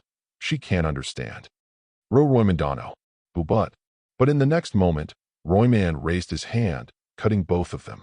You can go down there as much as you like, Zef-san, but if you are not part of the guild, No legal source will exchange your stones, nor your monster parts. Even saying this, Gazaf remembered how easily he exchanged those stones and monster parts. Basically, after asking where to do so, waiting out the line, he just handed the rocks to the figure behind bars and received the payment. It was easy as that, no questions asked. They really need to tighten their security. He could only offer a cold shoulder and a bitter smile for such thought. I see, that's a problem. Still, I am unable to understand why I can't join the guild without joining this so-called familia. The elf, first time since they meet, showed a little emotion, the traces of annoyance sneaking on his face as he furrowed his brow. Of course, because of the guild tax. Every familia pays taxes for the guild, taking assignments from us. In exchange, we offer our services. Oh, I see. Just now, Gazaf remembered, it was the same with the Adventurers Guild, and every other institute if it comes to that. In the Adventurers Guild case, instead directly asking this tax from the adventurers, they deducted a certain percent from the reward and the dispatch fee, charging it as a service fee. I still not see what the problem is. In that case, I simply tax from my income directly, not through the familia. Taking assignments in the side. The fat man huffed annoyed, making some piggish sound. Phew, you are but one man. You have no team, no familia to support you under the missions. No Falna to give you power. You will simply die down there. Royman cracked a biscuit under his teeth, looking very bored. Sorry, but this is a bad investment. I see, too bad. Gazaf was not desperate. No, in fact, he smiled. The man met his fair share of nobles and traitors. Now, as they spoke a few words, even if he know not exactly, but suspected what motivates Royman. Of course, money. The old geezer wants money. Serving the king directly, meeting his fair share of traitors under his years of being a sellsword, he somehow glimpsed the surface of their thinking. It made Gazaf able to discern what they really want, even if not accurately, but close on what motivated them. But even so, what you can lose. A simple registration fee? Dear Roymandano. In this case, you can only win with this deal. He knows right away how to appeal. Royman's kind was greedy. The best appeal was money. Like a bee to a honeypot, he will lure him. Appeal his greed and motivation, using his arrogance against him. Taking out one of his full bag of money, pushing towards the man, Royman inspected it, sighing. For him, it was not a significant sum, but it was enough to pique his interest. This was from my first run yesterday, and I did not even break a sweat. The strongest enemy I encountered was some bull beastmen with horns. A minotaur. Misha yelped, knowing well enough how dangerous such a monster was. A minotaur? From one run? Without blessing. Gazaf nodded. As for the assignments, if it comes to that, I can even join other groups who lack a member, do escort missions for the guild. Like a mercenary, you may call it. Or, do solo missions. I am quite good with the sword. That was no question. Gazaf was one of the most esteemed swordsmen in and around the kingdom. Very few can rival his skill. Mercenary, you say? This made Royman shut his mouth for long moments, pondering what to do. No, it was not right. Something was not right. He felt it. Yet, if this man speaks the truth, what he will lose? He can only win. If the man dies, he dies. If he survives, he will bring the tax. A win-win situation both for the guild and him. One dead adventurer or less, it posed no difference for him. One foolish youth with a little bit of sensibility will take his place. Until he brings the money, it will be fine. Okay. And thus, Royman agreed, still maintaining his passive expression. What? Misha yelped, hearing the guild head's simple reply. I authorize your registration and to dive in the dungeon. But I have a few conditions. State them. First, the guild will not borrow you money. If you want starter gear or anything else, you will need to pay the whole sum. That's sensible. Secondly, you will pay 30% of your income as tax. Misha bit her tongue. For normal familias, this was only around 20%. Thirdly, we will assign you to tasks several times a month. Depending on your performance, we will assess your value and skill. And fourthly, the guild had stopped, staring deep in Gazaf's eyes. Fourthly, you are required to report your progress periodically to your chosen advisor, at least once a week. Fail either of these perquisites, and you will be expelled and fined heavily. These are acceptable terms. Gazaf lowered his head with a crossed arm. In that case, good luck to you. We will monitor your progress. And please, don't spread this. Others might try to mimic you. That will certainly lead to many deaths. I will keep that in mind. With that, Royman stood up, grabbing the purse greedily, heading towards the door, not even bothering to shake hands before going away. Take care of the paperwork, Misha. I had other things to do. After closing the door, Gazaf glanced at the still trembling girl. Well, I have to admit this Royman is an interesting man. Oh, the girl just groaned, slumping in the couch. Why my life is so complicated? Just why me? Do you need some rest? The girl looked quite exhausted, or more like stressed, like a person who heard the stupidest thing in her life and now was too shocked to react. Yeah, a few minutes would be good. This was a little too much. Do you need something, Zefsan? I don't even offer you anything. Are you hungry, thirsty? Something to drink would be good, and some snack. But if there isn't anything else today, I can excuse myself and come back tomorrow. No, we still need to finish the registration. And if you accept me as your advisor, I need to tell you about the basics of the dungeon. Though, you already delved into it. The last parts she only muttered, looking away somewhat flat-faced. Oh, then, I will accept you as my advisor. Please take care of me. Splendid, she clapped her hand giddily. I will make something yummy. Then we can start. But please, Zefsan, please promise me something. And that is... Gazaf started to feel it will not end well. And his fears found a stable foundation when the girl started to use once more her puppy eye technique. Please, don't do anything stupid. Don't make Misha worry. Ugh, even for the famous warrior captain, this was too much, with a red face forced to look away. I will do my best. Splendid. I am sure. We will fit together just right. And thus, the girl left, making a few sandwiches, bringing something to drink. After finishing the last part of the registration, she started her long lecture, a lecture that took up several more hours, and as she said, this was only the essential things the man needed to know before diving in the dungeon. This is a little lot to take. Gazaf did not say out loud, but hearing all of this was mentally exhausting. Now, all he wanted to lay down and think nothing, relax a little bit. Well, that's it. Now you can delve into the dungeon safely. As I said, please, try to remain on the first 2 floors. I try my best, but I promise nothing. Thought. Gazaf intended his smile to be innocent. It was actually looked quite teasing for the girl. Why me? Misha mumbled, gnawing on the last remains of her sandwich. By the way, you said you offer cheap armors and weapons for newcomers. Gazaf's words brought her back to reality. All right, we indeed do. But as the Roymandano said, you need to pay for them. How much? Depending on the armor, it is around 4,000 valis, the weapon around 1,000 or 2,000. Unfortunately, they are not really good quality. Checking his other remained purse, Gazaf hummed. Please show the way. Please follow me. She was somewhat relieved when Gazaf asked about this. One thing diving the dungeon without fauna, and entirely another doing it without some manner of protection. Lacking the second, she considered irresponsibility. Lacking the first, she considered suicide. Lacking both, she considered insanity. Leading the way, it took not 1 minute to reach the armory. And thus, Gazaf browsed the goods, raising the weapons and armors, inspecting them with critical eyes. All of them quite bad quality, but it will do for a while. Like a true professional, Gazaf measured the quality of armors, weapons, choosing the best that fit for his needs. The items here were quite inferior even to his usual equipment, not speaking about the guardian armor he wore under his last battle. Compared to that, everything around was a scrap metal. Well, this will do. He nodded somewhat resigned. He definitely used to better quality. Do you need help equipping it? No. Thank you. I have plenty of practice doing so. In under a minute, Gazaf donned his armor. A simple steel plate armor, it was a chest protector with a fold connected to it, 2 shoulder pads, forearm protectors, plus adding rough-looking leather boots and gloves to his arsenal. All in all, he found everything his usual wear entailed.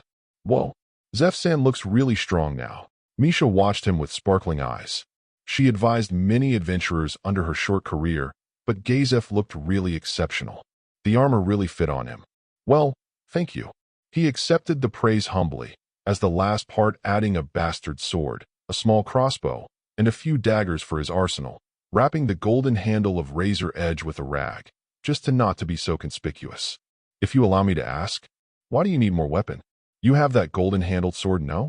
Why not use that? Misha asked, confused, but in actual, that was a good question. He should tell the truth.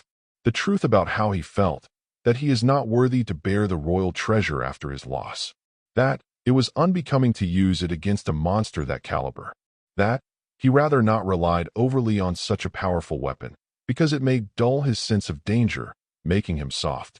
Or even, he wanted to hide it because it is too flashy, too powerful to showcase it in the open.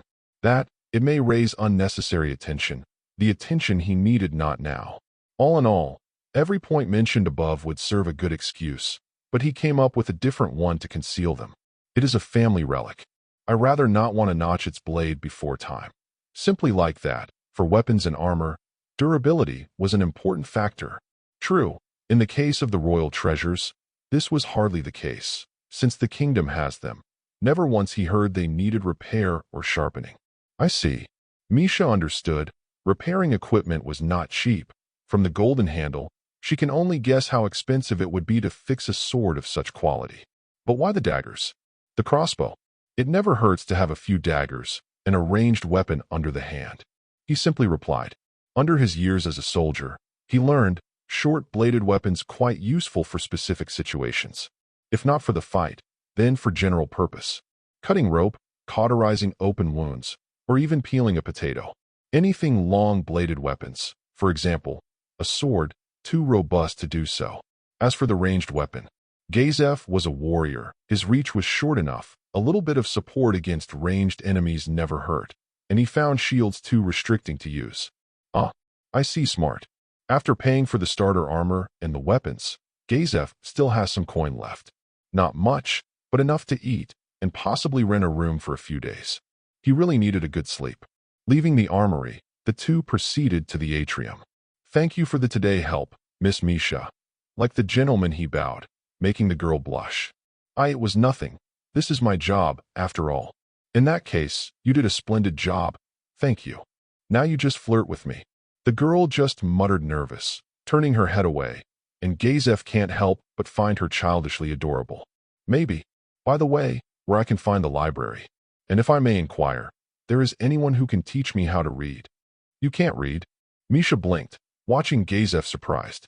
Judging how well he handled the situation, and even Royman. Until now, she was surprised he couldn't read. The only thing disturbed her now was the fact he refused to join a familia. I can, but not your text. Why would he hide it?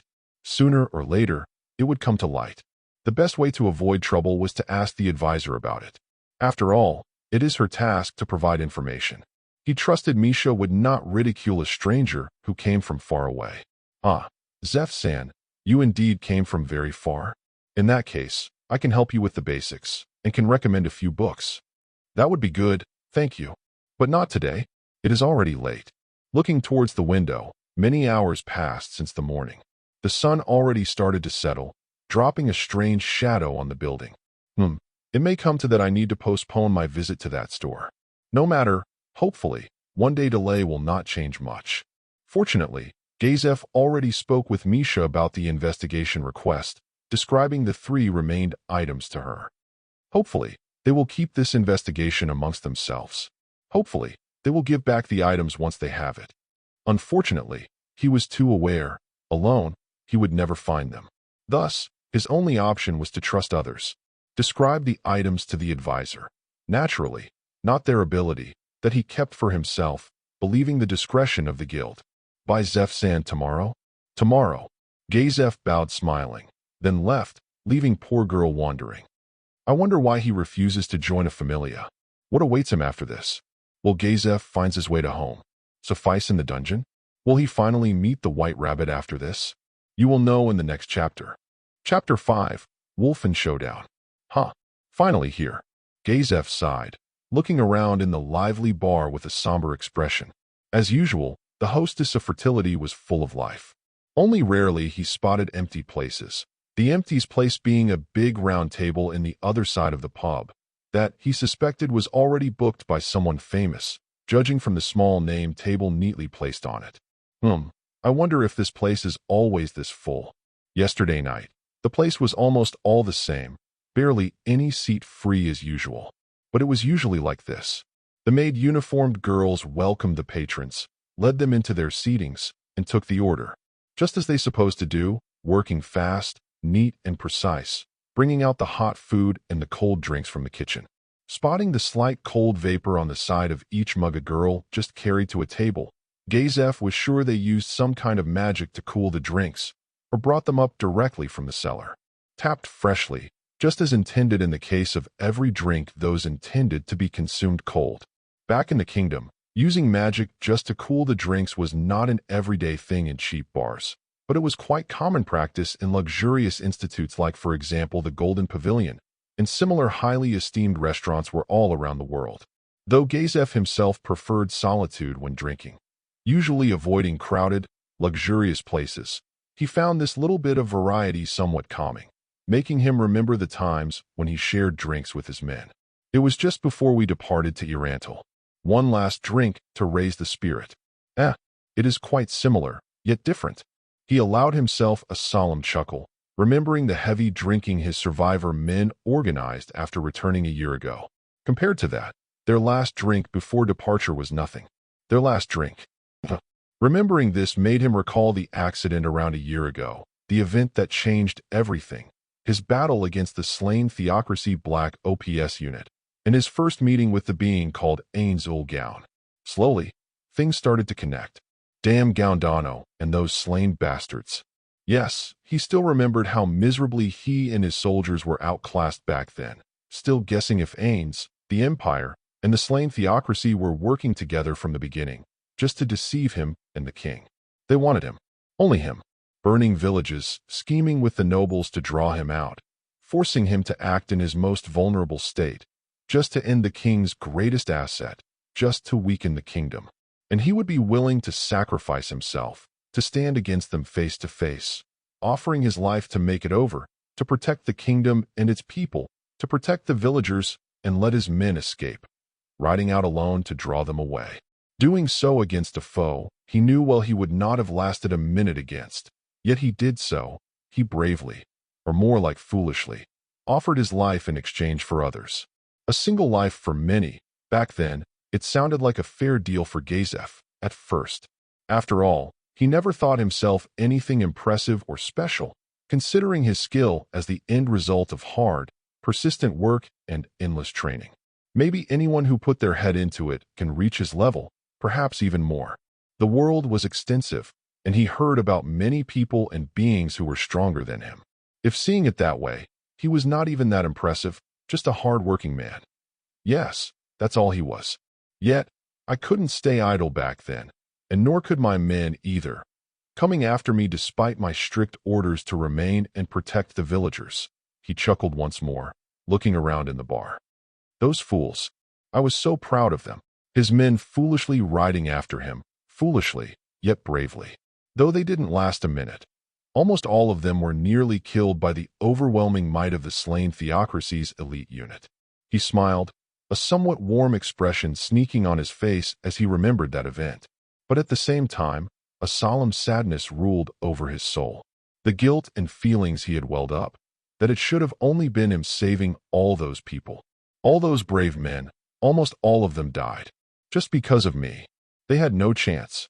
Simple soldiers against the cream of the slain Theocracy. Against angels summoned by at least Tier 3 magic. They had no chance even to scratch them. Not without magic, or at least enchanted weapons and martial arts. Even he, the kingdom's warrior captain, was barely able to deal with them. Their number was endless. Their armor was hard. The commander of that elite unit and his men continuously summoning the reinforcements, giving Gazaf and his men no breathing room, killing everyone they can. I remember that, the day when I met Goundano. If I would have just known. He clenched his fist. I would have still approached him otherwise.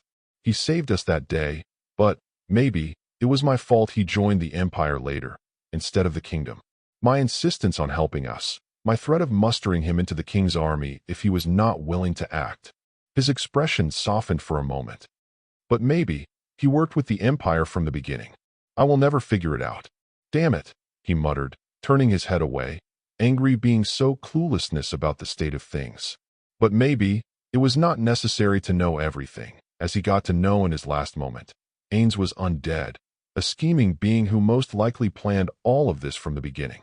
But this doesn't matter now. What happened, happened. As a simple human being, he can't change the past. The former warrior captain can only strive to better the future and hope nothing similar will happen for others. Sighing, all of this ran through his mind under a mere moment. For others, he may just look like a man who stopped for a few seconds, looking around.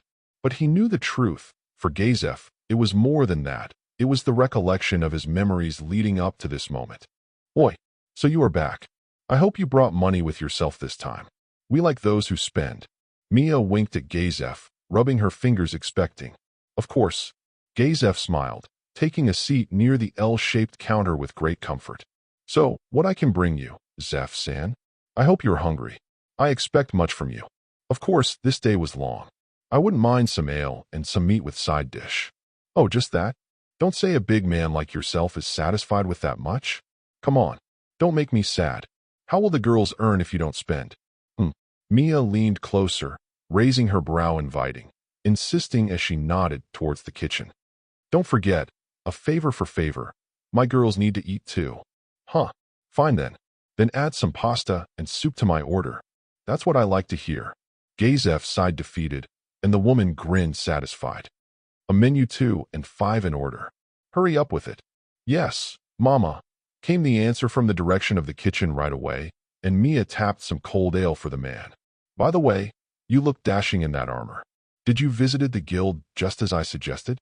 Looking him from tip to toe, compared to their yesterday encounter, now, Gazaf looked like a proper adventurer. With 2 swords seated on his back, one heavily wrapped in a cloth, several daggers on his side and chest, sporting a plated chest piece, shin and forearm protectors. His hand and feet covered by leather boots and gloves. Clever. Right away choosing equipment which allows him to carve out the stones from monsters. Going without support, he most likely needs it. I just wonder how he did that without it until now. Remembering Zeph from yesterday, Mia still wondered how he managed to collect so many stones alone, most likely without a blessing. Only with a sword on his side, reaching so deep on his first day. For most, it seemed an impossible accomplishment, as mining the stones out from monsters took considerable practice and time. Even with an experienced supporter, the process was somewhat slow. Surrounded by monsters constantly, it was even more dangerous doing so. Yes, Gazaf hummed, sipping his drink. It was quite refreshing. After all, he drank almost nothing since the morning, spending most of his day in the guild. Using the remaining time until nightfall to practice a little bit on the walls, getting used to this armor and his new equipment. It was essential to always go in battle with a well-suited and fitted gear. Those who did so in a completely new, unfit armor, with weapons they haven't gotten used to, often died in the first minute. Skill was an important factor, but the equipment just as much mattered. Fighting with weapons and armor one felt comfortable wearing and using increased the combat potency of the fighter with more than 50%. Tomorrow delving in that monster-infested place, Gazaf felt an urge to prepare himself as much as possible, leaving no chance of failing. Though his armor was not perfectly fit, it will do for now. Lacking the funds to buy anything better, he had to suffice with it. He can always fix that later when he gathered up some money. Ordering an armor directly made and fitted for him, or even buying magic equipment that automatically fits size cost a hefty sum, a coin he lacked now. Maybe I will visit the blacksmith tomorrow, asking if they can fit the armor for me. According to Misha, the Goibniu or the Hephaestus Familia is the way to go if I want quality armor and weapons. They are on the upper floors of that tower, just the way I happen to be heading towards tomorrow. No matter the strength of the enemy, Gazaf had an instinctual feeling that dungeon was more than it looked, and he had to expect trouble. Indeed, not only just because of the monsters, but because people had the awful habit of betraying each other, often doing so for money or a purpose, even they themselves not understand. In a dark place like that, where monsters can easily make all the traces disappear, this cannot be truer and easier. Gazaf chased no illusions about human nature. He knows too well, there are many good people, like Climb, Brain and his king, but just as many existed with malicious intent. People were two-faced entities, cannot be categorized just good and bad. but great characters with all their flaws and virtues. Just like the woman before him, just like everyone around, they all had their own secrets, the memories of good and the bad times. Good one, he quipped, smiling, tasting the weak alcohol. I am glad you like it. The harvest of the last year. It is not the best, though, but many like it. Mia chuckled, handing out an order to the girl with bluish-gray hair. So what's the plan tomorrow? Will you try your luck? Delving in that dangerous place. As said, alcohol not often solved problems, but it helped soothe the soul, open up to people, and gain some relief from the hardships of life. And just now, Gazaf was glad he had this much relief after all that happened since his arrival. After I finish my business tomorrow, I will delve in that dungeon. Yes, I need to earn some cash before. For a moment, the man remained silent, and Mia right after knew something was wrong. Before, nothing important. A personal matter. Sorry, I didn't intend to disturb you with it. He shut his mouth right away, drinking his ale as turned his head away, suffocating his big mouth before he could betray any important aspect of his self-assumed mission. I see. Mia saw something was wrong, watching the man suspiciously, but she was never a person who intruded others' private matters if it not directly affect her and her girls. Thus, she just let it go, continuing her work. Don't worry about it, chuckled the burly woman light-hearted. If you want to tell, you will, I am sure of it. Until then, survive and bring your cash. That's all that matters. Well, thanks. Gazaf just sighed. He should have expected the treatment of this woman. After all, she possessed a business mindset. Still, Gazaf felt he needed to look out for her. That look she gave him made him feel uneasy, like when someone daggered his back. Soon, his food arrived, and Gazaf started to eat with great gusto. Just, as usual, he felt all those stares on his back, coming from the adventurers around. Whispering, trying to figure out who he was. As usual, no one dared to approach him, like he excluded some kind of aura of danger, keeping others away. Now, seating one. Like usual, the girls announced when they seated someone, slowly leading the patron to her seat. Gazaf had no idea if this was some kind of custom here, or the girls only did so because one started it, and the rest followed. But he felt it somewhat unnecessary. Please, have a seat here. The girl with gray hair, as he got to know from Mia, called Seer, led a boy to the seat on the corner of the L-shaped counter. Ah, thanks. And the boy shuddered. It was evident he was nervous, not good with girls. With his red eyes and white hair, the kid almost looked like a rabbit. Quite a young lad, if Gazaf had to guess, barely reaching the age of 15 or 16, wearing only simple clothes, with sturdy leather gloves, and a simple chest plate protecting his chest. His gear quite poor compared to other adventurers around. Glancing at him subtly, his gut telling him they met before, somewhere in a dark, unfriendly place, drawing memory of the boy colored red from tip to toe instead of his current color. It was an exact match. Yet, he couldn't be sure. His instinct told him that this was the case. So you are Seer's guest, eh? Mia grinned, eyeing the boy. Haha, you got a charming face for an adventurer. Fufufu. It was evident. The boy started to sulk right away when the woman pointed this out, and the girl named Seer can't help but laugh small, covering her mouth with her feminine hand.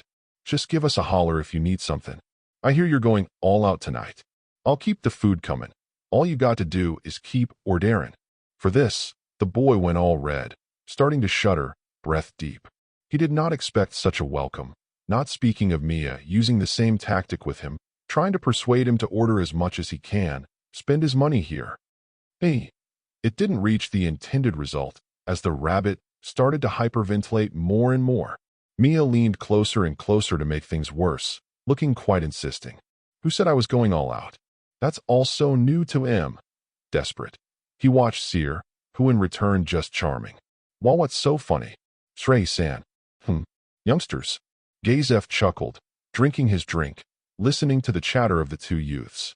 He as well was young once, courted many. Fortunately, or unfortunately, his days of conquest were over, or he thought so. Many women he conquered in his younger days, yet he never found the one who he would share his life the fullest. Not because he never wanted, but because in the time he reached that point duty called. Being the warrior captain of the kingdom, he had no time for such pleasantries like marriage or a relationship. He was a busy man, protecting the king from harm, Protecting him from the scheming of the nobles took all his time. Forcing others to bear with him would be unfair towards the other party too. He would neither have time to spare, worrying he may neglect his partner in the end, as well it would be too dangerous to the other party. Forcing him to choose between love and duty, a hard choice, something most people couldn't make. Yet, every time his men spoke about their famils, their wives, and children, he felt he missed out something great. But it cannot be helped. Someone has to make this sacrifice. For the kingdom, the king, and the people, he needed to endure solitude. And after all, he was the kingdom's warrior captain. Who else if not him? "What about your job?" the boy asked the girl, seemingly not even recognizing his savior who sat on the other end of the L-shaped counter, too busy to converse with the girl. Though, Gazaf did not blame him. The lass was pretty, even according to his standards. Every sane man with a little bit of sanity would care about her, and not him. It was pretty standard for young boys if they ignore others in the presence of the weaker sex.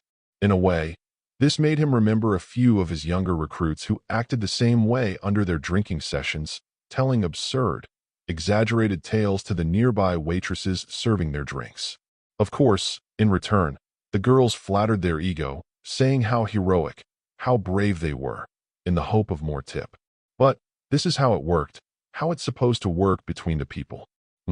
Gazaf hummed satisfied as he stuffed down the last chunk of meat, finally finishing his meal. Good. Now as he recognized the boy somehow. Even if it was harder than he expected, being the kid looked like a person instead of a human-shaped tomato. Gazaf was relieved the boy was safe, having survived that hellish place. Intruding his date with that pretty lass would be too much. And he was never a person who ruined the fun of others, at least, not doing so intentionally. Seeing him and his nervous ticking in the presence of that girl was a reward enough for Gazaf to leave. Youngsters had to experience this, their first awkward steps in life. He was the same back then, experiencing the same when a girl approached him. A young mercenary, not having even completed his first assignment. Good times. Deciding it is time to go, Gazaf waved to Mia. "I would like to pay." "Okay, it will be 2,000 valis. Hopefully, you will pay with real money today, not stones." Shooting out her sarcastic remark, the dwarf barkeep earned a scoff and a smile from the man. "Don't worry," Gazaf chuckled, placing 2,500 on the table. "Keep the change, for the trouble." "Oh, thank you." The woman nodded vigorously, while the warrior captain couldn't help but smile bitterly, seeing that greedy gaze of the person. This woman really had a business mindset. First him, then the boy, before them. Who knows how many were pulled the same?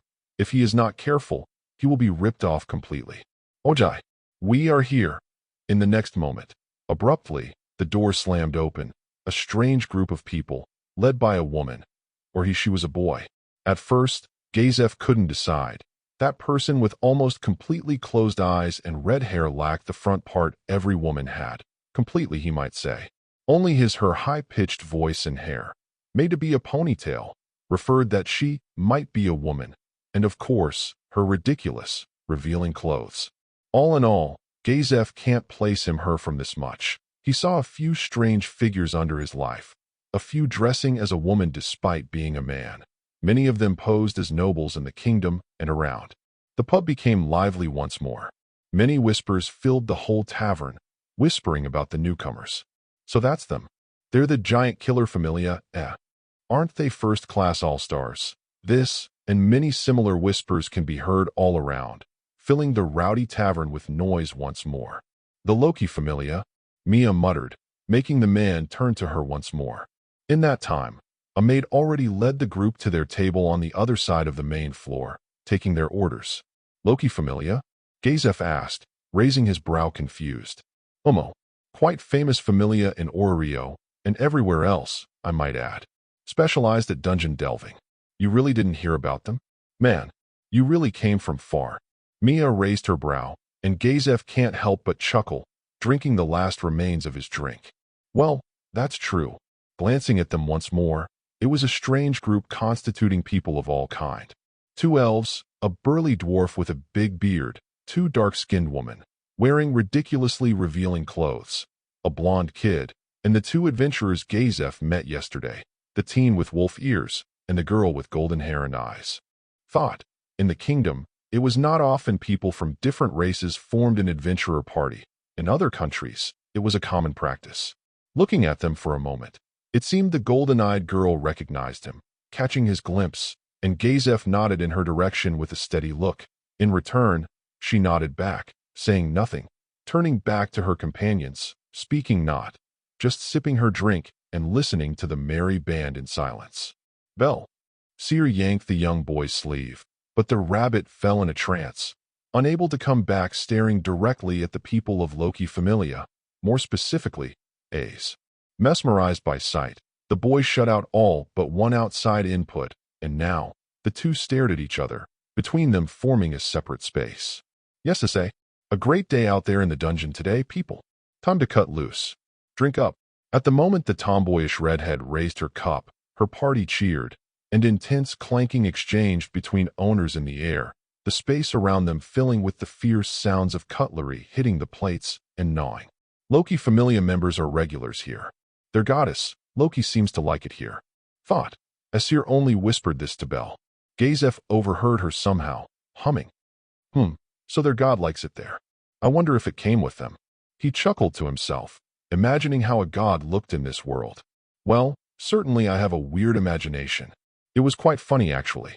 He believed them as mountain-sized beings, their eyes and mouth vomiting lighting and fire, their steps destroying whole cities, shaping the environment. Not a chance he imagined them like human-looking individuals. Even now, he can't tell the goddess of trickery sitting amidst the members. Less which one was that. For his eyes, it was a group of adventurers, a noisy boy/girl, and a blonde boy sitting with them. What a disappointment. He chuckled low. Their legends spoke about mighty beings ruling over the skies, the ground, and underworld, destroying whole countries in their wake. Compared to those tales, if Gazaf gets to know how a god or goddess looks in this world, he might get disappointed. What did you said? Nothing, just mumbled.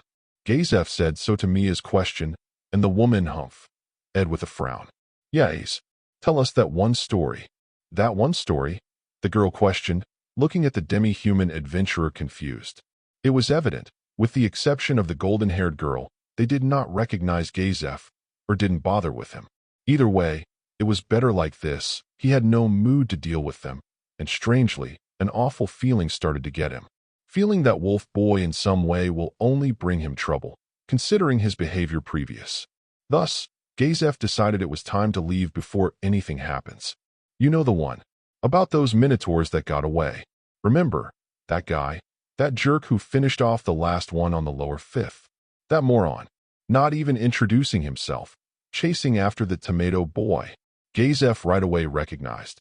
It was him who they spoke about, and the boy sitting not far from him referred to as Tomato Boy. It was evident, it was time to leave. He wanted no trouble, and no matter how he tried to see it, this conversation will only lead that way. Are you speaking about the group of minotaurs that attacked us on the lower 17th floor? The ones that ran away when we fought back? Yeah, that one. The adventurer of the Loki Familia confirmed Gazaf's suspicion. By some miracle, they ran up. We tore after them. Already damn tired, too, he added in the end. That means it was basically their fault. Thinking about it, he can only sigh. Considering the monsters he found on that level, with the exception of the black ones that appeared from time to time while he headed upward, that Minotaur was grossly out of that floor's difficulty scale. It was no surprise it was stronger than the rest. Thank you for the meal. He stood up, bowing his head. Omo, come at any time. Mia nodded understanding, somehow suspecting who the demi-human adventurer spoke about previous, nodding towards the door. Go. She doesn't want trouble in her bar, and this definitely headed that way. That boy got himself cornered like a lil bunny. Shaking like one, too. Poor thing was about to explode. Bet laughed full-hearted, chugging down his drink at once. Oh, what happened to the boy? Was he okay? Asked the young elf female, wearing some kind of pinkish dress. A guy. That jerk saved him before the Minotaur could eat him. A guy. Instinctually, he looked around, spotting Gazaf as he was about to turn away from the bar. You there? Yes, you were the one. Everyone looked in the former warrior's captain direction, ogling him, awaiting his response. Yes, what do you want? And when he hoped he could get away before anything happens, they recognized him. But, I suppose, Gazaf always lacked the favor of Lady Fortune. He could only answer in a calm manner. Now that's not really nice. First, you don't even introduce yourself, and now being so crass. Aren't you a jerk? Bet frowned with scorn. But I can forgive you. Just tell them how helpless and miserable that weakling was. And you can earn the great Bet Loga's favor. His scorn turned into a reproachful smile, puffing his chest proud. The dwarf and the blonde boy sitting in their table looked somewhat shameful, seeing their companion's behavior. Looking to the side, Gazaf glimpsed at Bel, on his face a gaping expression, watching him with disbelief, still unable to believe he was here all along, only now recognizing his presence. Sears slowly shaking her head, her oculars filled with plea. Don't do it. Yes, Gazaf knew that look. I will not say such a thing. Indifferent to what others thought, he said this. Phew. Bet spat his drink, glaring at the man aggressive. What did you just say? I overheard your conversation. Basically, it was you and your group's fault that the creature escaped. It is you who should apologize to your victim, drawing a stronger enemy to that floor. You not only endangered him, but countless lives in that level. As a high-ranked adventurer, you should be ashamed of yourself. You have the nerve? Me, mister, Bel muttered, seeing Gazaf scoff, turning away from Bet. If looks could kill, Gazaf would be dead several times already. Next time, consider this before acting. The strong are meant to help the weak to get stronger, not scorn and bully them.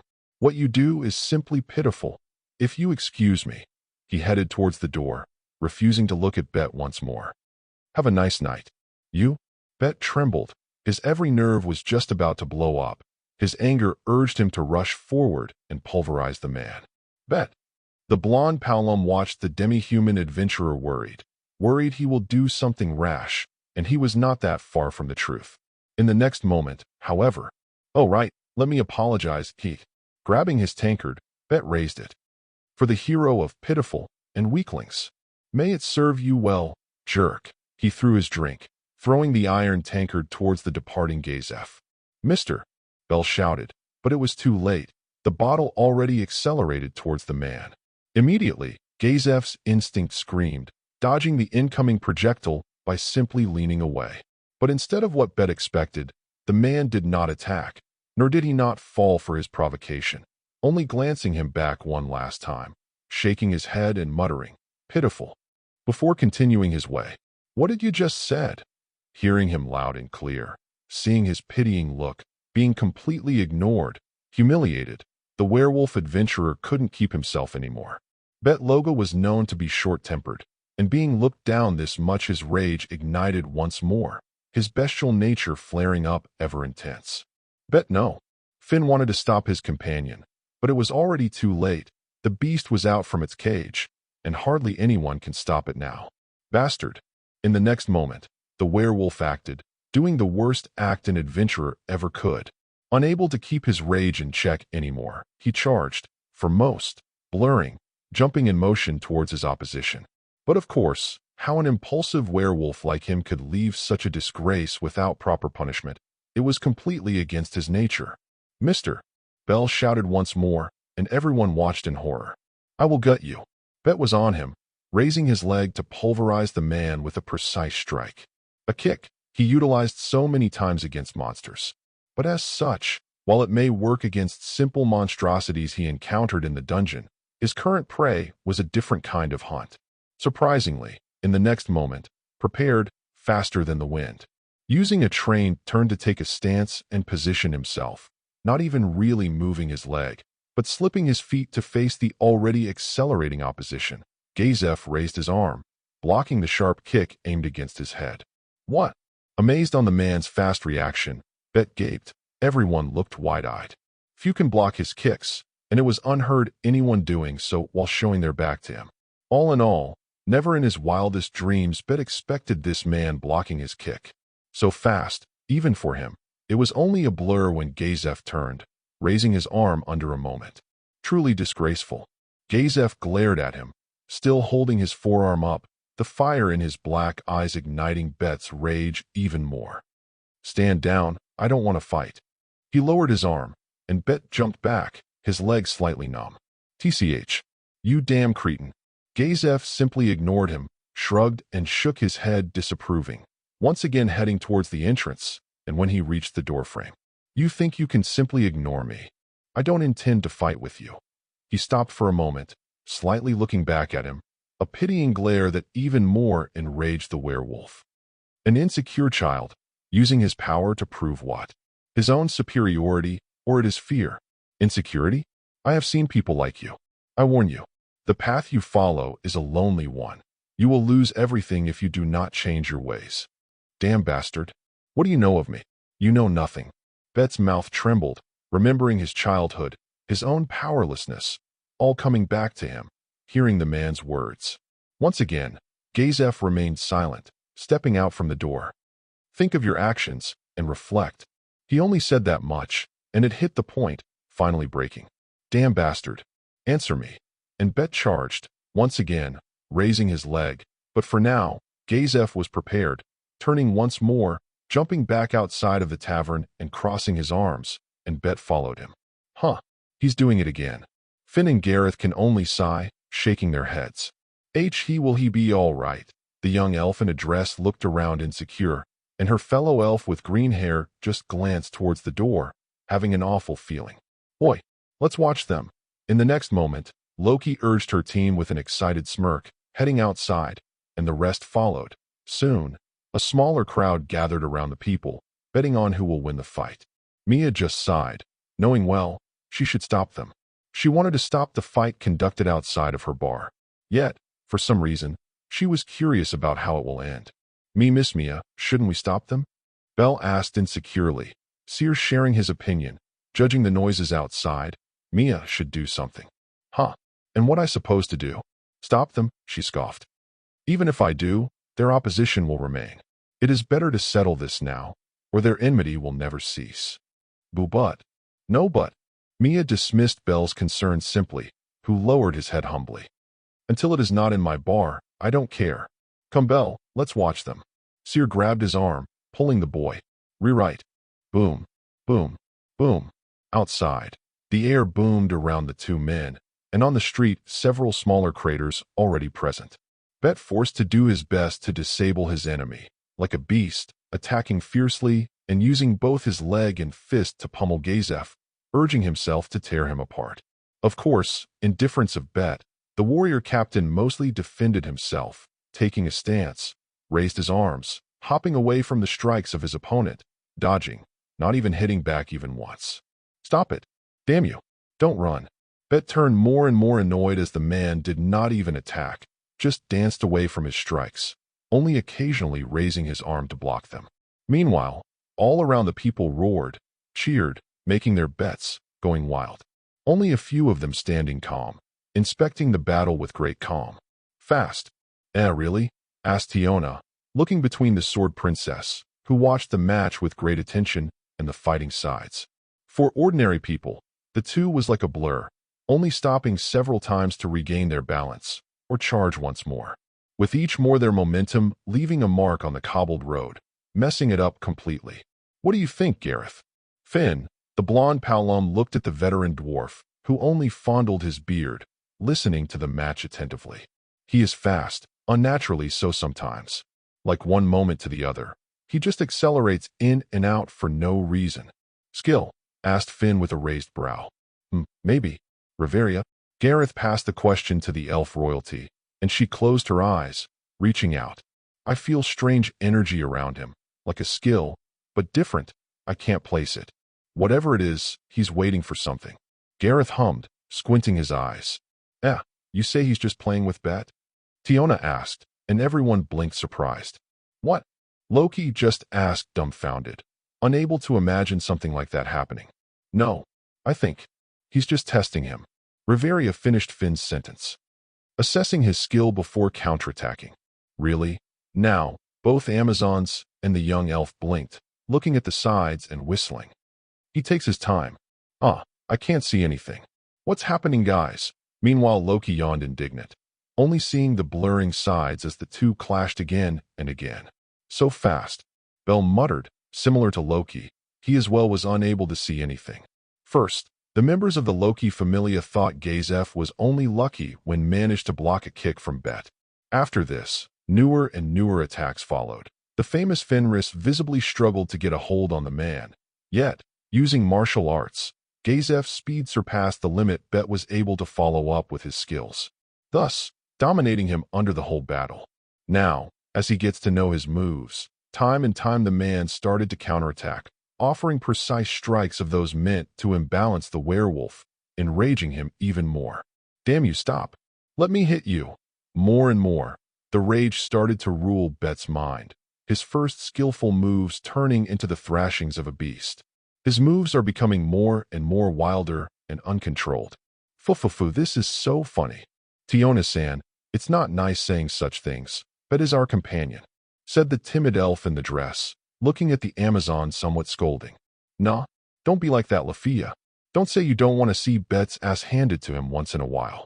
It will finally shut that big mouth of his. St still. The shy blonde elf grasped her staff, looking before her concerned. It was true, Bet's big mouth often brought trouble. Still, he was their companion. Lafia knew well, deep down inside he was a kind, caring guy. Why can't you just fall? Bet roared, increasing the magnitude and speed of his attacks. More and more reckless, his body full of ugly bruises. The werewolf long ago left behind the skillful movement of his, concentrating only on pulverizing his opponent completely.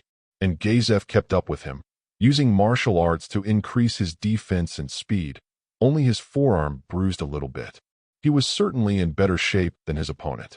Not many recognized it, but the few high-level adventurers around, squinting their eyes, Gareth and Finn looked at each other, then back to the fight. That light again. Did you see it, Finn? Yes, most likely the activation of a skill. Though, I never felt a similar thing. Gazaf's body glowed up ever slightly after each strike, nullifying each attack that accidentally or intentionally connected, dancing away most of the times. You persistent bastard.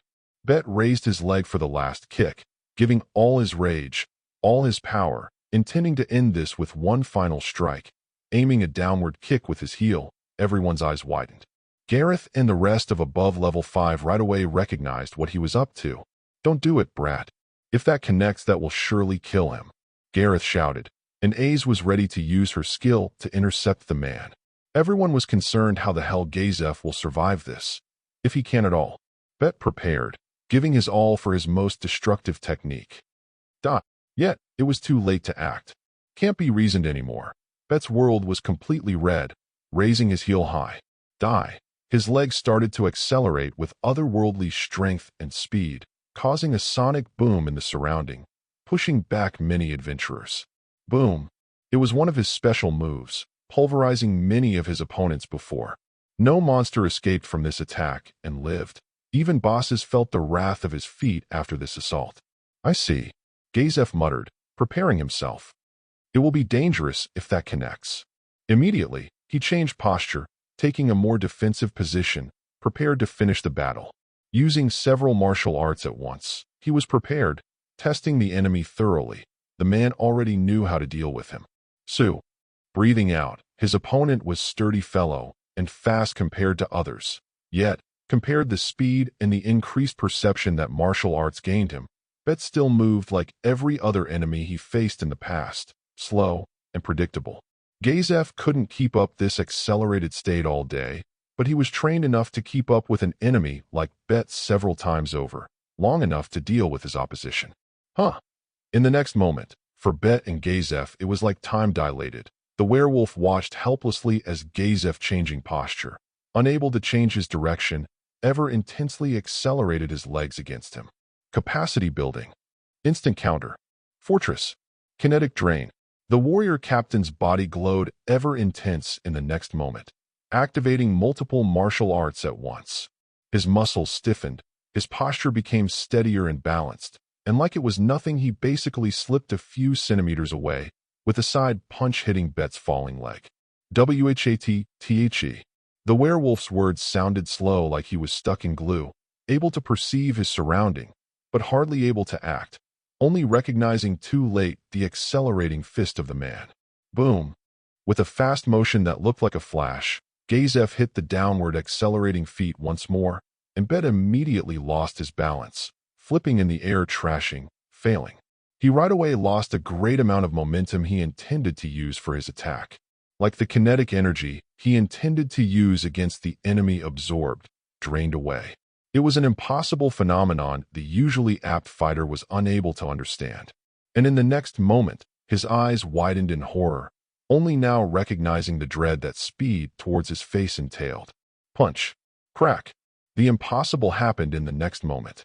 Still spinning in the air, helpless, faster than Bet could really perceive, a fist connected with his nose, breaking it to a bloody pulp and throwing the werewolf back towards the wall, flipping backward all along. Boom. Then in the end, crash, denting the wall, the werewolf gasped out of the air, the wall collapsing it on him. That's Fenrir defeated? Eh? Everyone gaped, watching between Gazaf and the now unconscious Bet in disbelief. Witnessing as in fast succession the famous Vannergan flipped in the air like a rag doll and collapsed into a wall. It was not an everyday sight. For most, it was an impossible accomplishment. Phew. Gazaf straightened his posture, slightly sweating from the battle. His enemy was strong, but he was faster and stronger. The warrior captain felt he can still go a few rounds, only starting to warm up. Oh, come on. Bet. The first one who regained her composure was the flat-chested Amazon, roaring angry, glaring at the half-conscious werewolf, glancing with some curiosity at the newcomer who beat Bet that way. Truly shameful, attacking others from behind. Gazaf glared at Bet, who strangely started to slowly get up, with shaking legs trying to regain his composure, just to right away fall back to his bottom. If you try something similar, next time I will not go easy on you. Easy ha. Bell and a few around only chuckled nervous, sweating somewhat afraid. If now the man went easy on Bet, the famous member of Loki Familia, they don't want to know how it looks when he goes serious. Bet's head bled. His whole body shook from the concussions he suffered when he collided with the wall. A few of his ribs and bones already broken, and he was sure he even had internal bleeding. Normally, of course, destroying a wall wouldn't even bother the sturdy werewolf, but all the kinetic force was summed up in one exact moment when his body met with Gazaf's fist and collided with the hard surface of the wall. It all summed up, just like a wave that washed over him. Part of the energy coming from his own downward kick was also sent back to his face, the vibrations causing heavy bruises and internal bleeding all over his body, causing concussions in his brain. It was no surprise, though, if Gazaf would use all the absorbed energy, Bet would have lost his head. That dangerous that attack was. Damn, what the heck was that? Blurg. He right away vomited. Dizzy, nauseous, the werewolf could barely stay in a sitting position, on his face an angry expression. His eyes still watered from the throbbing, stinging pain, originating not only from his destroyed nose, but from all over his body. His mouth is carrying the stench of his own barf, his ears ringing, vision blurry. Yo-yo. To explain what happened under the fight, first, let's specific better what martial arts are. The use of martial arts allowed the user to access a wide variety of tactic and toolkit. Used in the right moment in the proper manner, it can even turn the direst of situations, keep the enemy at bay, or even help in the assault or counterattack, support your teammates. Basically, it was a collection of mental techniques those help the user to momentarily ignore their limits. Using their sheer will make the impossible possible. It is not accidentally called warrior's magic after all. Such techniques mostly utilized by monks, fighters, and thief archetype characters. Thou, pure magic caster rarely learned them. Developed and refined through the centuries, this collection of techniques directly created to give a fighting chance against magic users, monsters, or opponents those usually would be impossible to beat, superior to simple people, or even invulnerable against normal, physical attacks. Such techniques not only helped strengthen the body, but increased the user's speed into inhuman levels, pushed nerve functions and perception to a level where the enemy might seem sluggish or completely stopped for the user. Moreover, martial arts even made it possible to assess the opponent from far, only by glancing at them. Such arts brought the possibility with themselves to block, dodge, or parry strikes, else would be impossible, even could increase resistances to endure a harsh environment, raise magic resistance, and imbue simple attacks, even weapons, with magical properties. All of this gave a fighting chance to the warrior to do the impossible, beat inhuman beast, if utilized right. Not once under history, opponents, monstrous monsters faced humans, demi-humans, and all kind of people. These brave users fought a battle they should lose from the very beginning. Yet, in the end, strangely, it was the weaker-looking opponent who won. The difference in strength and speed was obvious from the very beginning, gaining the monster the upper hand. Yet, often, it was the one who could use magic or martial art who won the battle. The difference that made them win was in finesse, technique, and of course, martial arts.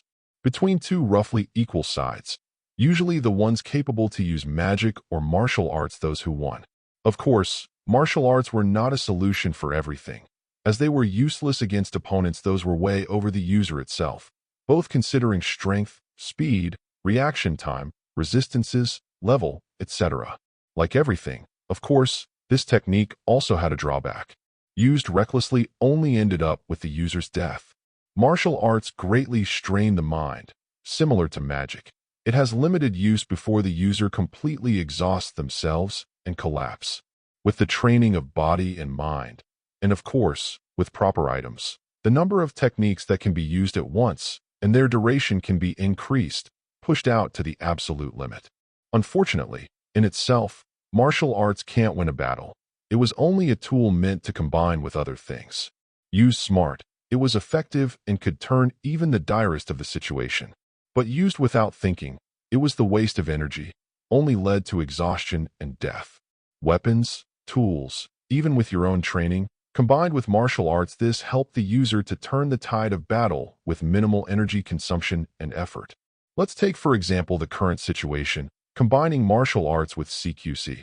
Also called close quarter combat, proved effective and came handy for Gazaf, gained him the upper hand under the battle, helped him assess his opponent moves and counter them. Unfortunately for Bet, most adventurers, overly reliant on their weapons and tactic mostly used to fight against monsters, usually not bothered to learn such thing which helped them fight simple humanoid opponents. But why should they do that, one might ask? After all, they used to fight with monsters, those move differently, possess different reflexes and strength, even their behavior different. Most adventurers simply ignored such basic things, concentrating on training themselves differently, thinking, because they can fight monsters, they understand how a human can fight. And this is why Bet ultimately lost. For the warrior captain who experienced bar brawls since his early years as a mercenary, who taught CQZ not only when he first became a sellsword, but when he joined the academy of his swordsmanship master, it was easy to read Bet's moves and counter them. Not only had the martial arts helped him, but his dealings under his life and training in the past made him gain the upper hand.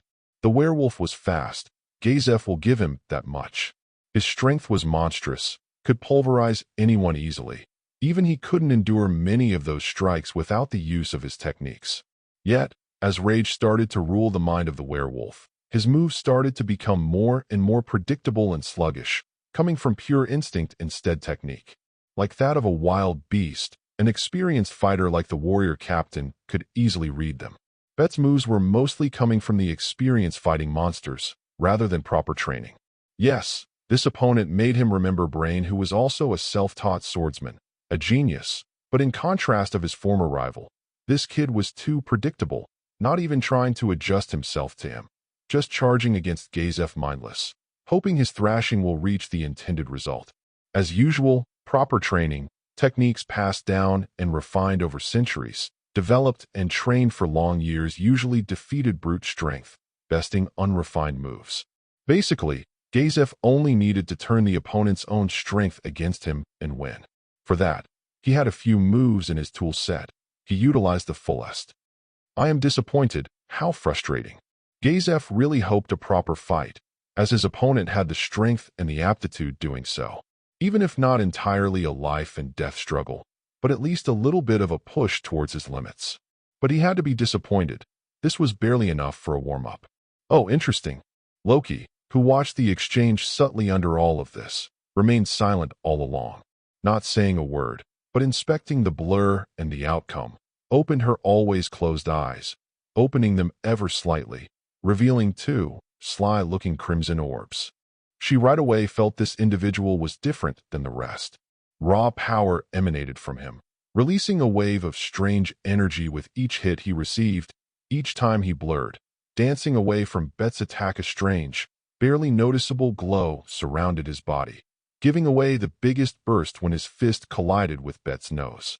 She never experienced and felt before a similar thing before. It was an alien feeling. She had to find out who he is and get him. Her collector's spirit flared right away. But acting rash will do no good. Oh no. She will take her time and collect information, pulling the biggest jest on the other gods the celestial history ever saw. She was the goddess of mischief. After all, a prepared jest tasted a lot better than a rash action. Thus, she remained silent, for now, weaving her plan in silence. I can't believe it. Bell stammered under all of this, seeing the impossible reaction. He can't even trace Gazaf's movement as he dodged the kick, then hit his opponent's face, making the first-class adventurer flip in the air like a rag doll. Skillfully, with just one fluid move, the man dodged the strike by stepping on the side, hitting Bet's leg and absorbing the kinetic energy of the kick by some technique, then using the same energy, smashing his opponent's face. For Bell, and most adventurers, it happened under a moment, like the armed man suddenly changed posture and direction in a blur, then finishing his opponent with a distinct strike. Of course, for A's and the rest of the high-level adventurers, it was evident. It was a move this man practiced countless times. Fluid, like the flow of water, no unnecessary moves in that turn, hitting Bet's leg in the right moment to imbalance him, raising his fist, and striking when his opponent was distracted to regain his balance. Indeed, the movement of a skillful warrior maybe no one could replicate. Even Gareth and Finn doubted they could pull this off without practicing it beforehand countless times. "Oi, Bet, are you all right, lad?" Gareth and a few of their teammates were already around the still confused werewolf, offering him some healing potion. Yet, Bet was still too confused and dizzy, tried to get up, his rage flaring once more. Era, aren't you ashamed, Bet? Beaten like this? TCH, TCH, TCH. Teasingly, the flatter of the Amazon twins shook her head, offering a sarcastic, flat expression. Looking around, everyone watched either Bet or the newcomer. Those who bet looked quite angry, as most of them lost a great to deal with the loss of the werewolf. "Yo, you just shut up, you flat desk. You wouldn't have fared better." For the vulgar answer, Tiona raised her fist, her eyes twitching in anger. "What did you just say?" "Full. Beat him, Tiona." Full red, Loki also cracked her small fists. Such disgrace was not only a grave insult to the Amazon, but for her goddess as well. Now he did it. Finn, the Palom champion, sweated, and his two older companions can't help but sigh. "I will crush you. Era, sister." Tioni, the Amazon with longer hair, placed her hand on her sister's shoulder, a calm expression on her face. "It wouldn't be fun if you beat him now. Let's wait until he recovers," she whispered subtly, and the sister can only oblige for this offer. "Good idea." Like a hungry shark, Tiona watched Bet, in her eyes the fires of vengeance burning, cracking her fists. Under all of this, Gazaf straightforwardly headed to Mia, ignoring the people around, intending to apologize for the trouble he caused, when Bet spotted what he was trying to do. Bet, confused, his companions watched as the werewolf pushing away the offered potion, struggling to stand up, in his eyes the fire of vengeance burning, his whole body still shaking. "Hey, you there. Where do you think you're going? The fight is still on. He can still fight." He felt it. He need not that damned potion to finish this match. He will end this man's whole career for what he had done to him. "You are in no shape to fight. Give up, kid. I don't want to hurt you." "The hell." In the next moment, the green-haired elf placed her hand on his shoulder. "Bet, stand down. You can barely stand on your feet, as it is." "Boo, but that bastard." Bet glared back at Gazaf. "That's not the point. Riveria, aren't you supposed to stand on your comrade's side?" Defending himself, the werewolf stared back, ready to pounce once more. Though his willingness was there, his body barely kept up. He was on the verge to collapse. Not if the attack was uncalled for. Not if it leads nowhere. "Please forgive me, but it was you who attacked him from behind. You were the instigator of this battle," pointed out the green-haired elf, who looked quite strict, only glancing at Bet's direction once. "With improper provocation, I might add." even if that was not the case. Continuing the fight will not end well for you. Mama is right, Loki quipped, earning a glare from her children. What?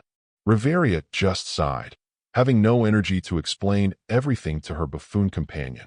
If they want, Finn and Gareth will do it later. But she can't care anymore.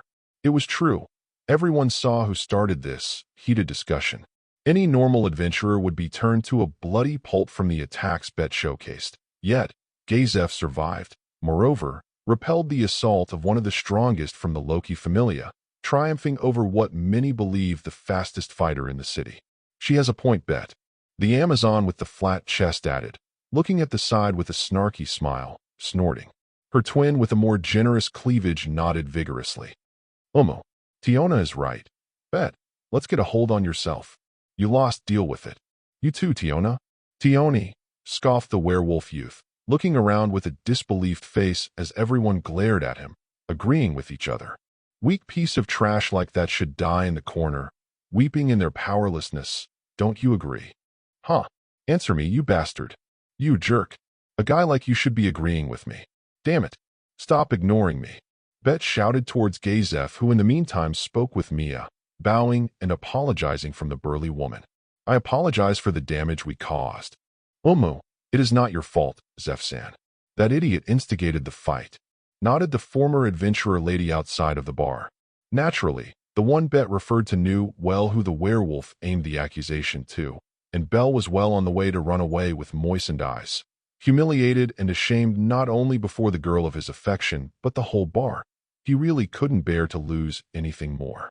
Still, one last time he glanced at Gazaf's heroic form, who stood relentless, looking back at him with a stern expression, shaking his head small, his sharp-cut, strict eyes telling all, it is not worth it.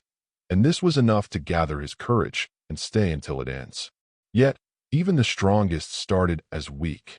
Gazaf looked at Bet in the end, his expression hard as steel. Even the strongest fall one day. Don't forget this. It may come to that. One day you need their help. Treat them according, or you will experience an awful end. Gazaf fought back with only words, greatly enraging his opponent with his glare. Yo-yo. Once again, Bet was ready to fight, his vision turning red, wholly humiliated and countered by this man. Feeling he had nothing to lose. He wanted him gone. He wanted to tear his guts.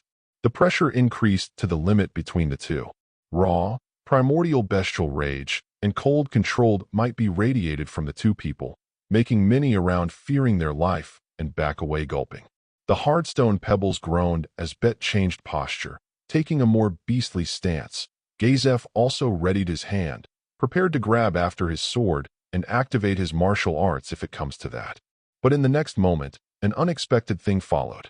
That's enough. Crack. Suddenly, the wall of the bar cracked, Mia hitting it with her fist hard. And just like that, the fighting spirit of the two men washed away by a third wave, forcing the menacing atmosphere out from the area, replacing it with the suffocating pressure the bulky woman emitted. Indeed, even Gazaf's battle perception screamed, fighting with Mia would be a dangerous commitment. If you want to beat each other to pulp or ruin the atmosphere even more, do it elsewhere. I will not tolerate any more beatdowns around my bar. If anyone doesn't like that, be my guest, but you have to deal with me first. You caused enough damage as it is. I hope you can pay for it.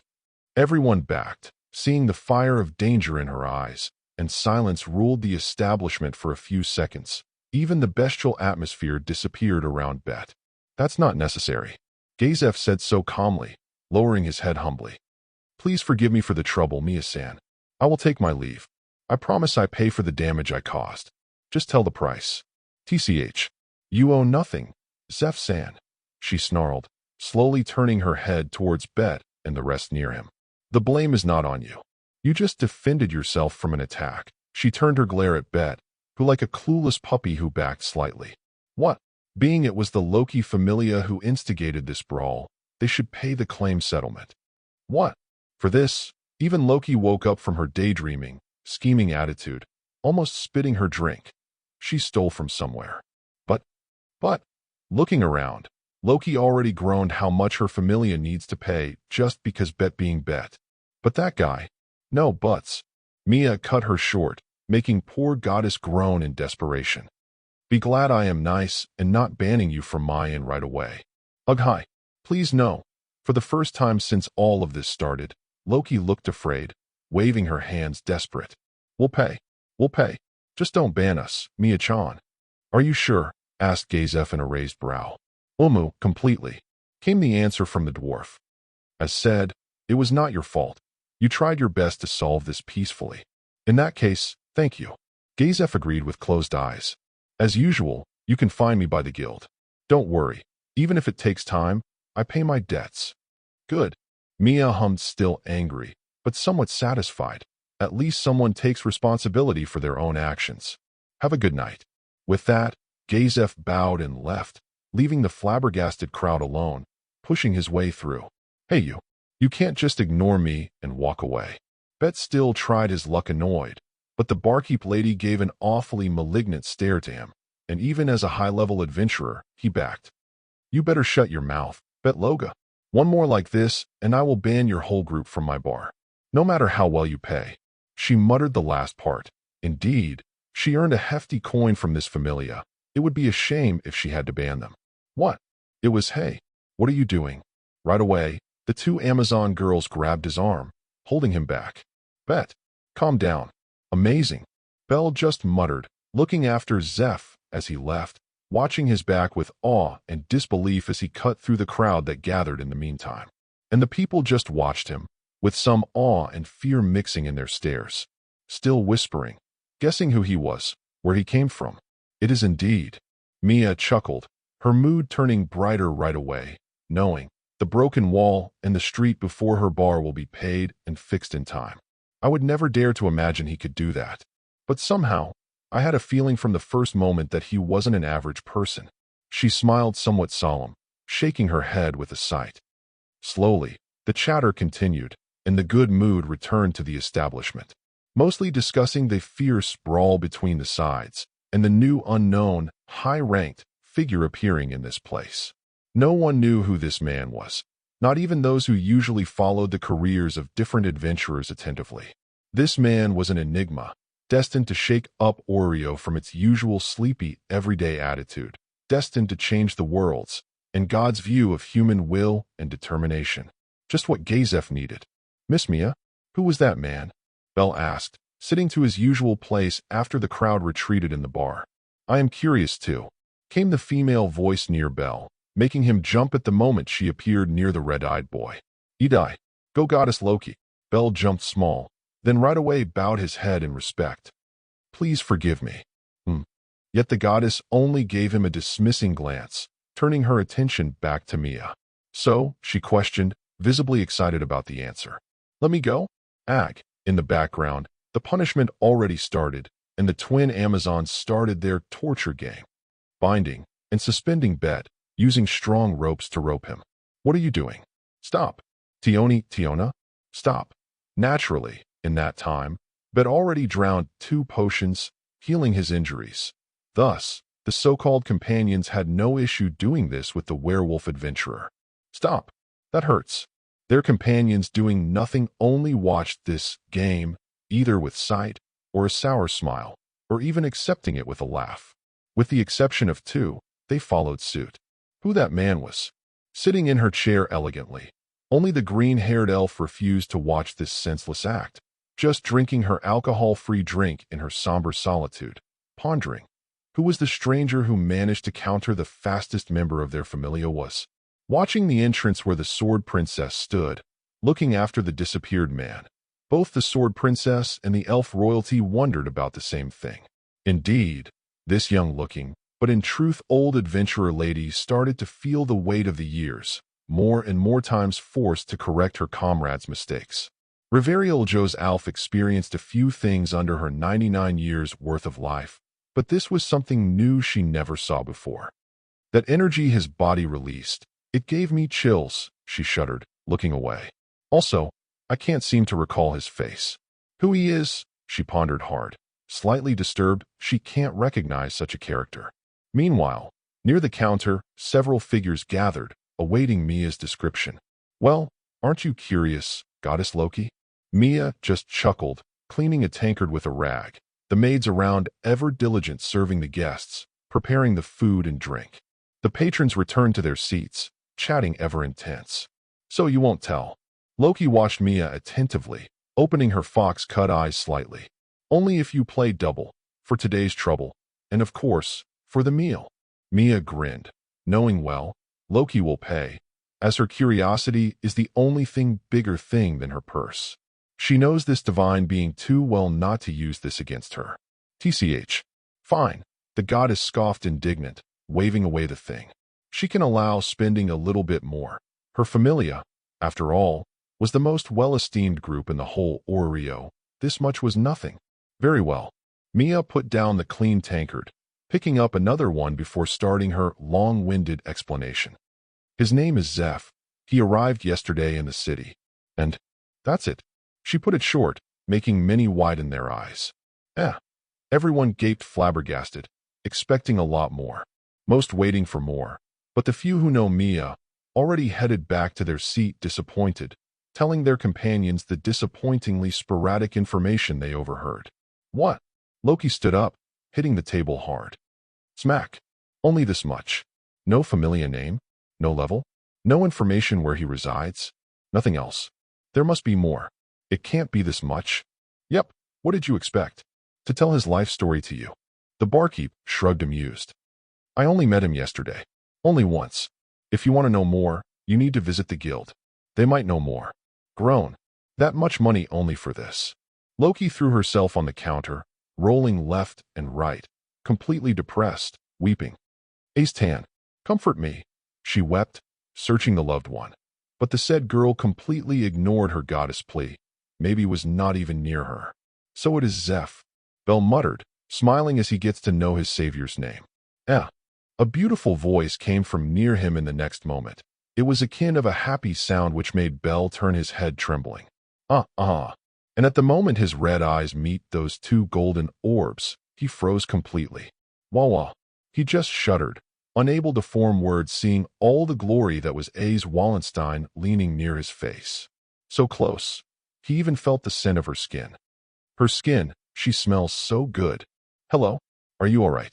Ace asked worried in the next moment, recognizing the boy, watching him with a curious expression, and then, in the next moment. Sorry. She bowed her head apologetic, filled with regret. Flowing golden hair, regret-filled golden orbs, an empty, airhead expression. Everyone would forgive her, no matter her crime. Yet, she left by a surprising outcome from the boy's part. Ijai. Flush. Why are you running away? Ace blinked confused, looking after the boy who managed to escape from her not once, but twice. Her expression was confused and empty, blinking. Belkun. Seer doing the same, watching after Bell worried and flabbergasted. But it couldn't be helped. The boy who left with such speed she can barely follow him with her eyes was indeed a strange creature. Just like the water, flowing out from the ring of females around him. That brat better pay tomorrow. Indeed, Bell left without paying his check, and Mia was not amused, not in the slightest. Fufufu. In the next moment, however, a soft chuckle hit the ear of the barkeep, coming from the direction of the goddess of mischief. Lady Loki? What's the matter? The deity smiled. Her grin cannot be really wider. Oh, nothing. She dismissed the accusation, hiding her mouth behind her folded fingers, her eyes like a fox, slightly open, ready to hunt. Almost looking like a villain who came up with the perfect plan. This will be interesting. I see. Mia hummed uneasy, acknowledging, knowing well that smile. It seems she is on the hunt, once again. Wonder what Lady Freya will act hearing this. Knowing well her former goddess, Mia was sure she will not let such specimen go without a fight. After all, she was an avid collector of rare breeds. Letting Zeph go just like that was unlike of her. A specimen like that, Zeph, guy will surely pique her interest sooner or later.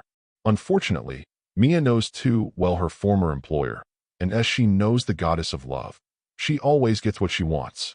With force, if necessary. Poor Zeph-san though. She can only sight, already suspecting what the man has to experience in the coming days. Now then, Ace-tan, comfort me. In the next moment Loki sneaked on Ace, trying to grope her, when, smack, smack, bad. A's tan is so evil. Loki grabbed her head with tears flowing from her eyes, looking miserable, a sight Seer can't help but chuckle on. Fufufu. Sometimes, gods indeed offered a great source of amusement. Yet, this was one of the reasons why she loved to work here that much. She can't help it. Scene change. In the city, somewhere. Running, and running. Like no tomorrow, Belle had no idea why he was running. Be it either because A's appeared on his side so suddenly, and that he was also ashamed of showing his face before her. Or was it because the level 1 adventurer was driven to search for the man who saved him not once, but twice under 2 short days? Once down in the dungeon, and twice before the bar, with just one look giving him courage to not run away. Or most likely it was because he wanted to get stronger, to get down into the dungeon to train. Either way, currently, maybe out of his own knowledge-born desperation, he headed towards Babel, the tower in the middle of the city, running with full speed. In his head, 2 things playing out again and again. Gazaf's encouraging look, and the moment A's apologized, bowing her head before him. Yes, at the moment he saw her face, perceiving her apology, he can't help it. Facing the idle girl, the one he fell for at the first sight, he can't help but blush even thinking of her. Imagining her lowering her head that way, whispering softly, "Sorry," asking, "Are you all right?" It was an impossible sight the boy's brain still can't process properly. Thus, his legs and heart forced him to flee, running away from the sword princess of Oreo. Leave his desire and destiny behind in that place called Hostess of Fertility. Why me? Why'd I have to endure this? His vision blurry, heart racing, he had no idea what to do, heading directly to the dungeon to cool off his head. Looking up for a moment, the darkness of night seemed to be impenetrable. If not the magic stone lamps illuminating the streets, endless dark would threaten the whole city, swallowing it whole. Only Babel, as an always vigilant beacon, shone in the dark, like it always did since millennia, providing guidance for the people. Thud. Ugh. In the next moment, however, as he wondered what he did wrong, abruptly Belle fell on his bottom, like his body collided with an impenetrable stone wall, bounced off from the object he collided with. "Oh, it is you, are you all right?" Opening his eyes, it was still blurry a little bit. It was like he collided with a literal wall when he abruptly stopped, falling on his bottom. Then looking up, a man, wearing a plate armor towered above him, looking at him blinking. I see. He nodded, offering his hand. The thanks. And the boy accepted it discouraged. No problem, you should watch where you go. Plummeting on others certainly makes a poor impression. Aye. No matter how amusing it was to see the boy stammer, the towering man was never a person who enjoyed such a thing. Still, he can't help but chuckle a little bit. Fufufu, and not funny. Belle blushed like a girl, looking away embarrassed. Please forgive me. It was not my intention. I assume you were the one I encountered down in the dungeon, with that horned beast in your tail. Yes. Belle looked away, still embarrassed, filled with the guilt he couldn't even thank his savior normally after he saved him. Not only down there, but from the humiliation in the tavern, protecting him from the harm's way. Thank you. Seeing the boy gulp deep, Gazaf remained silent, raised his brow. And your name is? Belle Crannel, he muttered. Thank you for saving me. And he bowed deep, making Gazaf smile. At least this boy knew humility, not like that wolf beast man. No problem. Gazaf nodded. Well, I bid you farewell, Belle Crannel. Have a good night. Be careful next time. And thus, he started to walk away, once again walking towards Babel. It maybe was only a chance of an encounter, or fate dictated that Belle found Gazaf that night. But maybe unknown to both of them, this meeting changed a great many things for both how they viewed the world and the surrounding people. Belle looked after Gazaf, wondering where he came from. How it come he never heard about such a famous figure like him. So heroic, so polite, not even boasting with his accomplishment, or asking anything in return after saving him. Twice in a row, he might say. Just humbly walking away in the night, like the hero who stepped out from the tales he adored so much. Yet, different of them, he was real, not the creation of a creative mind. Seeing him walking away, his sharp young ears picked up his mumble one last time, holding a map in his hand as he proceeded. I wonder where that tavern Miss Misha spoke about. I should have looked that place instead of training. Ah, sometimes I am really irresponsible. Indeed, the great warrior captain, Gazaf Strawnoff, was bad with directions. Genius in combat, but hardly finding his way in an unknown city, too enthusiastic when it came to training. While wait, Bell shouted after him, willing not to waste such an opportunity. Gazef turned back to him, looking slightly bored. If you allow me, my familia has a place. I am sure the goddess will be fine you staying with us for a night. Please, accept it. It is the least I could do, he offered, hoping this famous figure would accept his offer, and maybe, just maybe his goddess manages to recruit him, no matter how hopeless that wish sounded. Are you sure? Though, it was a great opportunity to witness how a god looks, as well spare some money on the accommodation. Gazef was never a man who liked to intrude the living place of others. Yes, please accept it. This is the least I can do for saving me not once, but twice. The boy bowed deep, and the former warrior captain can't help but sigh. He really doesn't want to intrude or be called upon any favors that may bind him to this city, as he does not plan to stay here for long, only wanting to stay until the kingdom's treasures get around, and he finds his way home. But this boy, he saw something in him. Watching him for a few moments, maybe it was his clumsiness, or those sparkling eyes, those which reminded him of a certain white-armored youth, or even his humbleness that convinced him. But, honestly, Gazef had no idea what to do. He only knew that if he refused this offer, he would feel bad towards himself afterward. That would surely ruin his further stay in the city. Fine. But just one night. I wouldn't want to intrude more than necessary. It is fine. I am sure even a goddess will be delighted. It is not often we receive a guest. Just thinking of it, Bell started to worry if the place will be good enough for Zeph or not. After all, it would be shameful if he can't welcome his savior in a proper place and manner. Then, please, take care of me. Bell nodded, happy. Please follow me. It is not far from here. Leaving the idea of dungeon behind for the rest of the night, they turned around, heading towards the ruined temple. Leading the way, strangely, Bell remained silent almost all the way, fidgeting as he was unable to decide how to start the conversation. In the end, Gazef was forced to start in his stead. So, Bell-san. Bell is fine, muttered the boy, nervous what to say next. I see then, Bell, you look quite young. Since how long have you been an adventurer? I started a few weeks ago. So, it wasn't long ago since my goddess accepted me into her familia. I see. Gazef hummed. He already suspected this boy was a beginner, but to only starting a few weeks ago, and right away going in that dangerous place? He should have at least considered training a little bit before going down there. Even the Adventurer Guild back home had its own physical tests that measured the people before letting them join. Not just right away letting everyone go down there. It was utter nonsense. I need to speak about this with Misha-san. She might have some solution. But maybe he was the one who was too strict. He can't help it. Many of his men complained about his training being too harsh. So Zeph-san. That's my name. He smiled, only suspecting where the boy heard that name. That barkeep gives away the information too easily. It was a good decision using a fake one.